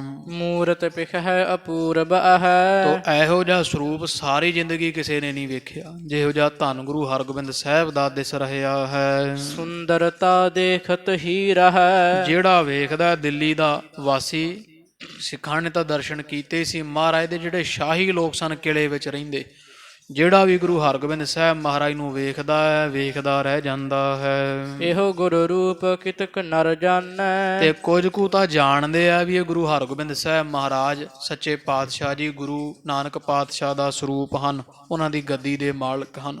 ਕੁਝ ਥੋੜੇ ਹੀ ਲੋਕ ਸ਼ਾਹੀ ਲੋਕ ਜਿਹੜੇ ਇਹ ਗੱਲ ਜਾਣਦੇ ਸਨ। ਕਿਤਕ ਕਿਤਕ ਬਿਲੋਕ ਤੇ ਬਿਲੋਕਤ ਬੂਝਨ ਠਾਨੈ। ਤੋ ਕੁਝ ਕੁ ਜਿਹੜੇ ਜਿਨ੍ਹਾਂ ਨੂੰ ਨਹੀਂ ਪਤਾ ਸੀ ਨਾ ਵੀ ਇਹ ਕੌਣ ਹੈ, ਉਹ ਇੱਕ ਦੂਜੇ ਨੂੰ ਕੂਣੀਆਂ ਮਾਰ ਮਾਰ ਛੱਤਾਂ ਤੇ ਚੜੇ ਹੋਏ ਪੁੱਛਦੇ ਹਨ, ਕੌਣ ਦੇਸ਼ ਕੋ ਵੱਡ ਮਹਿਪਾਲਾ। ਵੀ ਇਹ ਕਿਹੜੇ ਦੇਸ਼ ਦਾ ਰਾਜਾ ਹੈ, ਇਹ ਕਿਸ ਦੇਸ਼ ਦੇ ਬਾਦਸ਼ਾਹ ਇੱਥੇ ਜਹਾਂਗੀਰ ਬਾਦਸ਼ਾਹ ਨੂੰ ਮਿਲਣ ਆਏ ਹਨ। ਜਹਾਂ ਬਸੈ ਤਿਨ ਭਾਗ ਵਿਸਾਲਾ। ਐਡਾ ਪ੍ਰਤਾਪੀ ਬਾਦਸ਼ਾਹ ਜਿਹੜੇ ਵੀ ਦੇਸ਼ 'ਚ ਰਹਿੰਦਾ ਹੋਊਗਾ ਉਹਨਾਂ ਲੋਕਾਂ ਦੇ ਵੱਡੇ ਹੀ ਭਾਗ ਹੋਣਗੇ। ਤੋਂ ਗੁਰੂ ਹਰਗੋਬਿੰਦ ਸਾਹਿਬ ਮਹਾਰਾਜ ਦੀ ਸੋਭਾ ਵੇਖ ਵੇਖ ਸਾਧ ਸੰਗਤ ਜੀ ਜਹਾਂਗੀਰ ਵਰਗਿਆਂ ਨੂੰ ਭੁੱਲ ਗਏ ਸਾਰੇ ਹੀ। ਸੱਚੇ ਪਾਤਸ਼ਾਹ ਦਾ ਸੁੰਦਰ ਸਰੂਪ ਵੇਖ ਵੇਖ ਕੇ ਮਨ ਮੋਹੇ ਜਾਣ ਤੋਂ ਸਭ ਇੱਕ ਦੂਜੇ ਨੂੰ ਪੁੱਛਦੇ ਆ ਵੀ ਕਿਹੜੇ ਦੇਸ਼ ਦਾ ਰਾਜਾ ਆਇਆ, ਕਿਹੜੇ ਦੇਸ਼ ਦਾ ਬਾਦਸ਼ਾਹ ਜਹਾਂਗੀਰ ਨੂੰ ਮਿਲਣ ਆਇਆ ਹੈ, ਜਿੱਥੇ ਐਡੇ ਸੁੰਦਰ ਤੇਜ ਪ੍ਰਤਾਪ ਵਾਲਾ ਪ੍ਰਤਾਪੀ ਮਹਾਬਲੀ ਐਡੇ ਸਰੀਰ ਤੇ ਸਰੂਪ ਵਾਲਾ ਬਾਦਸ਼ਾਹ ਹੋਵੇਗਾ, ਉੱਥੋਂ ਦੀ ਪ੍ਰਜਾ ਕਿੰਨੇ ਸੁਖ ਮਾਣਦੀ ਹੋਵੇਗੀ। ਵੱਡੇ ਭਾਗ ਹੈ ਜਿਹੜੇ ਇਹਨਾਂ ਦੇ ਹੇਠ ਜਨਤਾ ਬਣ ਕੇ ਰਹਿ ਰਹੇ ਹਨ। ਪਹੁੰਚੇ ਜਹਾਂਗੀਰ ਕੇ ਤੀਰ। ਉਹ ਸੱਚੇ ਪਾਤਸ਼ਾਹ ਚੱਲਦੇ ਹੋਏ ਬਾਦਸ਼ਾਹ ਜਹਾਂਗੀਰ ਦੇ ਪਾਸ ਜਾ ਪਹੁੰਚੇ ਹਨ। ਸ੍ਰੀ ਹਰਗੋਬਿੰਦ ਵੀਰ ਸਤੀਰ। ਜਿਨ੍ਹਾਂ ਦਾ ਨਾਮ ਧੰਨ ਗੁਰੂ ਹਰਗੋਬਿੰਦ ਸਾਹਿਬ ਮਹਾਰਾਜ ਵੀਰ ਕਈਏ ਸੂਰਮੇ ਹੈ ਤੇ ਸਹਿਤ ਧੀਰਜ ਦੇ ਹਨ। ਚੌਂਕੀ ਤਖਤ ਸਮਾਨ ਵਿਛਾਈ। ਤੋ ਬਾਦਸ਼ਾਹ ਨੇ ਆਪਦੇ ਬਰਾਬਰ ਸਤਿਗੁਰੂ ਹਰਗੋਬਿੰਦ ਸਾਹਿਬ ਮਹਾਰਾਜ ਦੀ ਚੌਂਕੀ ਢਾਈ ਵਿਛਾਈ ਹੈ। ਸੁਜਨੀ ਸੇਤ ਸਵੱਛ ਸੰਗ ਛਾਈ। ਤੇ ਸ਼੍ਰੇਸ਼ਟ ਸੋਹਣਾ ਚਿੱਟੇ ਰੰਗ ਦਾ ਬਸਤਰ ਗੁਰੂ ਹਰਗੋਬਿੰਦ ਸਾਹਿਬ ਮਹਾਰਾਜ ਵਾਸਤੇ ਉਸ ਚੌਂਕੀ ਉੱਪਰ ਸੇਜਾ ਵਿਛਾਈ ਗਈ ਹੈ। ਦਵਾਏ ਉਮਰਾਵ ਆਏ ਤੇ ਅਗਵਾਏ। ਦੋ ਉਮਰਾਵ ਮਹਾਰਾਜ ਨੂੰ ਲੈਣ ਵਾਸਤੇ ਅੱਗੋਂ ਆਏ ਹਨ ਦਰਵਾਜ਼ੇ ਵਿੱਚ। ਮਿਲੇ ਦੇਖ ਕਰ ਸੀਸ ਨਿਵਾਏ। ਤੇ ਧੰਨ ਗੁਰੂ ਹਰਗੋਬਿੰਦ ਸਾਹਿਬ ਮਹਾਰਾਜ ਨੂੰ ਆਉਂਦਿਆਂ ਵੇਖ ਕੇ ਮਿਲੇ ਤੇ ਸੀਸ ਨਵਾ ਦਿੱਤੇ ਹੈ, ਬੰਦਨਾ ਕੀਤੀ ਹੈ। ਲੈ ਕਰ ਗਏ ਸ਼ਾਹੋ ਕੇ ਤੀਰ। ਫਿਰ ਸਤਿਗੁਰੂ ਹਰਗੋਬਿੰਦ ਸਾਹਿਬ ਮਹਾਰਾਜ ਨੂੰ ਬਾਦਸ਼ਾਹ ਦੇ ਪਾਸ ਲੈ ਕੇ ਗਏ। ਬੈਠ ਗਏ ਚੌਂਕੀ ਪਰ ਧੀਰ। ਸੱਚੇ ਪਾਤਸ਼ਾਹ ਮਹਾਰਾਜ ਜੀ ਚੌਂਕੀ ਦੇ ਉੱਪਰ ਬੈਠ ਗਏ ਹਨ ਪੂਰੇ ਆਨੰਦ ਦੇ ਨਾਲ, ਵੀਰ ਆਸਣ ਲਾ ਕਰਕੇ ਧੀਰ ਜਵਾਨ। ਸਾਦਰ ਬੰਦਨ ਕਰ ਕੈ ਸ਼ਾਹੋ। ਇਧਰ ਬਾਦਸ਼ਾਹ ਜਹਾਂਗੀਰ ਤੋਂ ਰਹਿ ਨਾ ਹੋਇਆ ਤੇ ਗੁਰੂ ਨਾਨਕ ਪਾਤਸ਼ਾਹ ਦੇ ਤਖਤ ਨੂੰ ਵੱਡਾ ਜਾਣ ਕੇ ਆਪਦੀ ਸੰਸਾਰੀ ਗੱਦੀ ਤੋਂ ਤੇ ਸਤਿਗੁਰੂ ਹਰਗੋਬਿੰਦ ਸਾਹਿਬ ਮਹਾਰਾਜ ਦੇ ਚਰਨਾਂ ਤੇ ਮੱਥਾ ਟੇਕਿਆ, ਬੰਦਨਾ ਕੀਤੀ ਹੈ। ਰੂਪ ਬਿਲੋਕਤ ਬੈਠੇ ਪਾਹੋ। ਤੇ ਹੁਣ ਬਾਦਸ਼ਾਹ ਜਹਾਂਗੀਰ ਦਾ ਸਰੂਪ ਇਤਨਾ ਸੁੰਦਰ ਹੈ ਨਹੀਂ ਸੀ ਤੇ ਧੰਨ ਗੁਰੂ ਹਰਗੋਬਿੰਦ ਸਾਹਿਬ ਮਹਾਰਾਜ ਦਾ ਸਰੂਪ ਵੇਖ ਵੇਖ ਕੇ ਬਾਦਸ਼ਾਹ ਜਹਾਂਗੀਰ ਦੰਗ ਰਹਿੰਦਾ ਜਾਂਦਾ। ਮੱਥਾ ਟੇਕ ਕੇ ਤਖਤ ਤੇ ਬਹਿ ਗਿਆ ਪਰ ਗੁਰੂ ਹਰਗੋਬਿੰਦ ਸਾਹਿਬ ਮਹਾਰਾਜ ਦੇ ਚਿਹਰੇ ਤੋਂ ਅੱਖ ਨਹੀਂ ਪਾਸੇ ਜਾਂਦੀ। ਮਨਹਾ ਵੀਰ ਰਸ ਧਰਿਓ ਸਰੀਰਾ। ਐਸਾ ਮਾਨੋ ਵੀ ਜਿਵੇਂ ਗੁਰੂ ਹਰਗੋਬਿੰਦ ਸਾਹਿਬ ਮਹਾਰਾਜ ਕਾਹਦੇ ਕਿਸੇ ਵੀਰ ਰਸ ਨੇ ਸਰੀਰ ਧਾਰਿਆ ਹੋਵੇ। ਜਿਪਤ ਪ੍ਰਤਾਪ ਹਿਰਦੇ ਗੰਭੀਰਾ। ਜਿਹੜੇ ਹਿਰਦੇ ਦੇ ਬੜੇ ਗੰਭੀਰ, ਜਿਨ੍ਹਾਂ ਦਾ ਪ੍ਰਤਾਪ ਐਨ ਜਗਦਾ ਜਿਵੇਂ ਹਨੇਰੇ ਵਿੱਚ ਪ੍ਰਕਾਸ਼ ਦੀਵਾ ਜਗਦਾ ਹੈ। ਹਜਰਤ ਹੇਰਤ ਬਿਸਮ ਵਿਚਾਰੀ। ਤੇ ਬਾਦਸ਼ਾਹ ਜਹਾਂਗੀਰ ਵਿਚਾਰਾ ਵੇਖ ਵੇਖ ਹੈਰਾਨ ਹੋ ਰਿਹਾ ਹੈ। ਇਹ ਗਾਦੀ ਸੰਤਨ ਮਤ ਧਾਰੀ। ਤੇ ਬਾਦਸ਼ਾਹ ਨੇ ਮਨ ਵਿੱਚ ਸੋਚਿਆ ਵੀ ਇਹ ਗੱਦੀ ਜਿਹੜੀ ਤੇ ਇਹ ਬੈਠੇ ਆ ਗੁਰੂ ਨਾਨਕ ਪਾਤਸ਼ਾਹ ਦੀ 6ਵੇਂ ਥਾਂ ਸੁਣੀਂਦੇ ਆ, ਪਰ ਇਹ ਗੱਦੀ ਦੀ ਜਿਹੜੀ ਮੱਤ ਹੈ ਉਹ ਤਾਂ ਸੰਤਾਂ ਵਾਲੀ ਹੈ। ਵੀ ਭਾਵ ਵੀ ਗੁਰੂ ਨਾਨਕ ਪਾਤਸ਼ਾਹ, ਗੁਰੂ ਅੰਗਦ ਦੇਵ, ਗੁਰੂ ਅਮਰਦਾਸ, ਗੁਰੂ ਰਾਮਦਾਸ ਤੇ ਗੁਰੂ ਅਰਜਨ ਦੇਵ ਪਾਤਸ਼ਾਹ, ਇਹ ਗੱਦੀ ਇਹਨਾਂ ਦੀ ਹੈ ਤੇ ਗੁਰੂ ਹਰਗੋਬਿੰਦ ਸਾਹਿਬ ਸ਼ਸਤਰ ਬਸਤਰ ਪਹਿਨੀ ਬੈਠੇ ਆ। ਤੋ ਇਹ ਗੱਦੀ ਤਾਂ ਸੁਣਿਆ ਵੀ ਸੰਤਾਂ ਮਹਾਂਪੁਰਖਾਂ ਦਾ ਮਤਾ ਧਾਰਨ ਵਾਲੀ ਹੈ ਸੀ।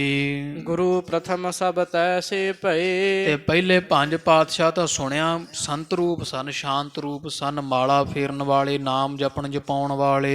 ਇਨ ਕੀ ਕ੍ਰਾਂਤ ਲਿਓ ਮਤ ਨਏ। ਇਹਨਾਂ ਦੀ ਸੋਭਾ ਵੇਖ ਕੇ ਲੱਗਦਾ ਵੀ ਨਵਾਂ ਹੀ ਮਤ ਧਾਰ ਲਿਆ ਇਹਨਾਂ ਨੇ, ਤਾਂ ਸੂਰਬੀਰਾਂ ਵਾਂਗੂ ਸ਼ਸਤਰ ਪਹਿਨ ਲਏ ਹਨ।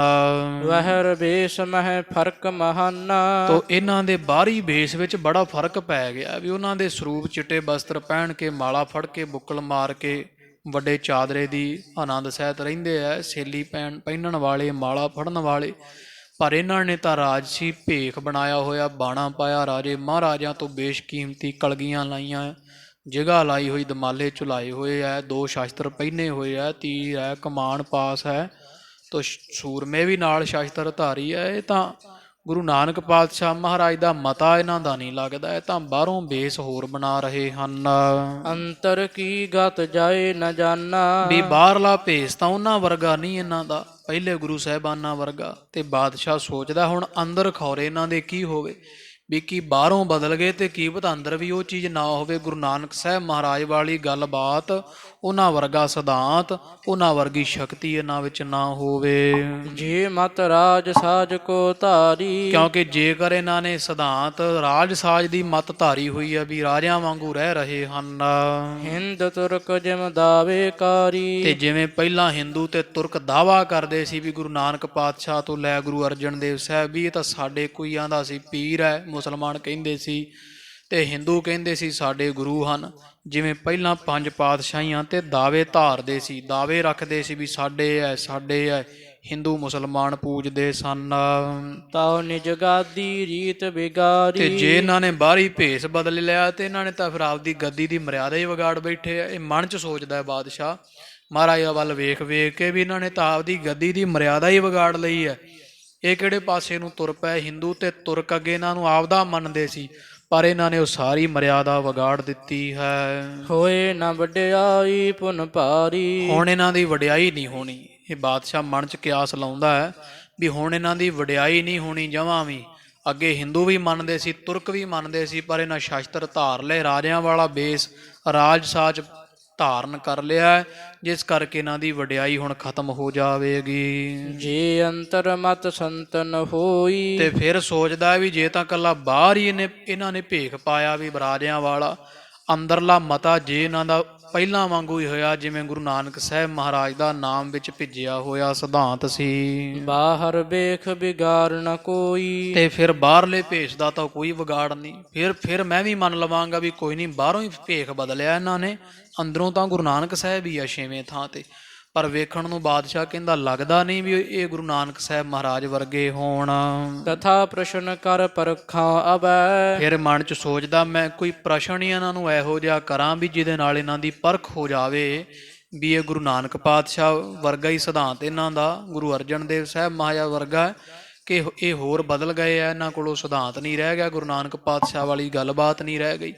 ਬਾਦਸ਼ਾਹ ਸੋਚਦਾ ਮੈਂ ਐਸਾ ਕੋਈ ਪ੍ਰਸ਼ਨ ਕਰਾਂ ਜਿਹਦੇ ਨਾਲ ਗੁਰੂ ਹਰਗੋਬਿੰਦ ਸਾਹਿਬ ਦੀ ਪਰਖ ਹੋ ਜਾਵੇ। ਇਮ ਵਿਚਾਰ ਬੋਲਿਓ ਬਚ ਤਬੈ। ਤੋ ਇਸ ਤਰ੍ਹਾਂ ਦੇ ਮਨ 'ਚ ਵਿਚਾਰ ਕਰਕੇ ਨਾ ਸਾਧ ਸੰਗਤ ਜੀ ਇਹ ਬਾਦਸ਼ਾਹ ਜਹਾਂਗੀਰ ਜਿਹੜਾ ਹੈ ਧੰਨ ਗੁਰੂ ਹਰਗੋਬਿੰਦ ਸਾਹਿਬ ਮਹਾਰਾਜ ਸੱਚੇ ਪਾਤਸ਼ਾਹ ਨੂੰ ਕਹਿਣ ਲੱਗਾ, ਸੁਣਹੁ ਪੀਰ ਜੀ ਜਗ ਮਤ ਦੋਏ। ਸਤਿਗੁਰਾਂ ਨੂੰ ਕਹਿਣ ਲੱਗਾ ਬਾਦਸ਼ਾਹ, ਹੇ ਪੀਰ ਜੀ ਸੁਣੋ, ਸੰਸਾਰ ਦੇ ਵਿੱਚ ਦੋ ਮਤ ਚੱਲਦੇ ਆ ਗੁਰੂ ਹਰਗੋਬਿੰਦ ਸਾਹਿਬ ਜੀ।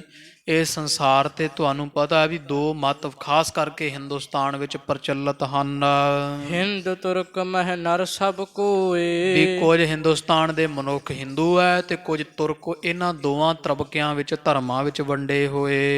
ਰਾਮ ਖੁਦਾਏ ਕਿਰਪਾਲ ਕਰੀਮ। ਤੇ ਹਿੰਦੂ ਰਾਮ ਕਹਿੰਦੇ, ਕਿਰਪਾਲੂ ਕਹਿੰਦੇ ਐ, ਮੁਸਲਮਾਨ ਖੁਦਾ ਖੁਦਾ ਕਰੀਮ ਕਰੀਮ ਕਹਿੰਦੇ ਹਨ। ਅੱਲਾਹ ਅਕਾਲ ਅਨੰਤ ਰਹੀਮ। ਤੇ ਹਿੰਦੂ ਜਿਹੜੇ ਅਕਾਲ ਕਹਿੰਦੇ ਆ, ਪਰਮੇਸ਼ਰ ਕਾਲ ਤੋਂ ਰਹਿਤ ਹੈ ਤੇ ਅਨੰਤ ਹੈ।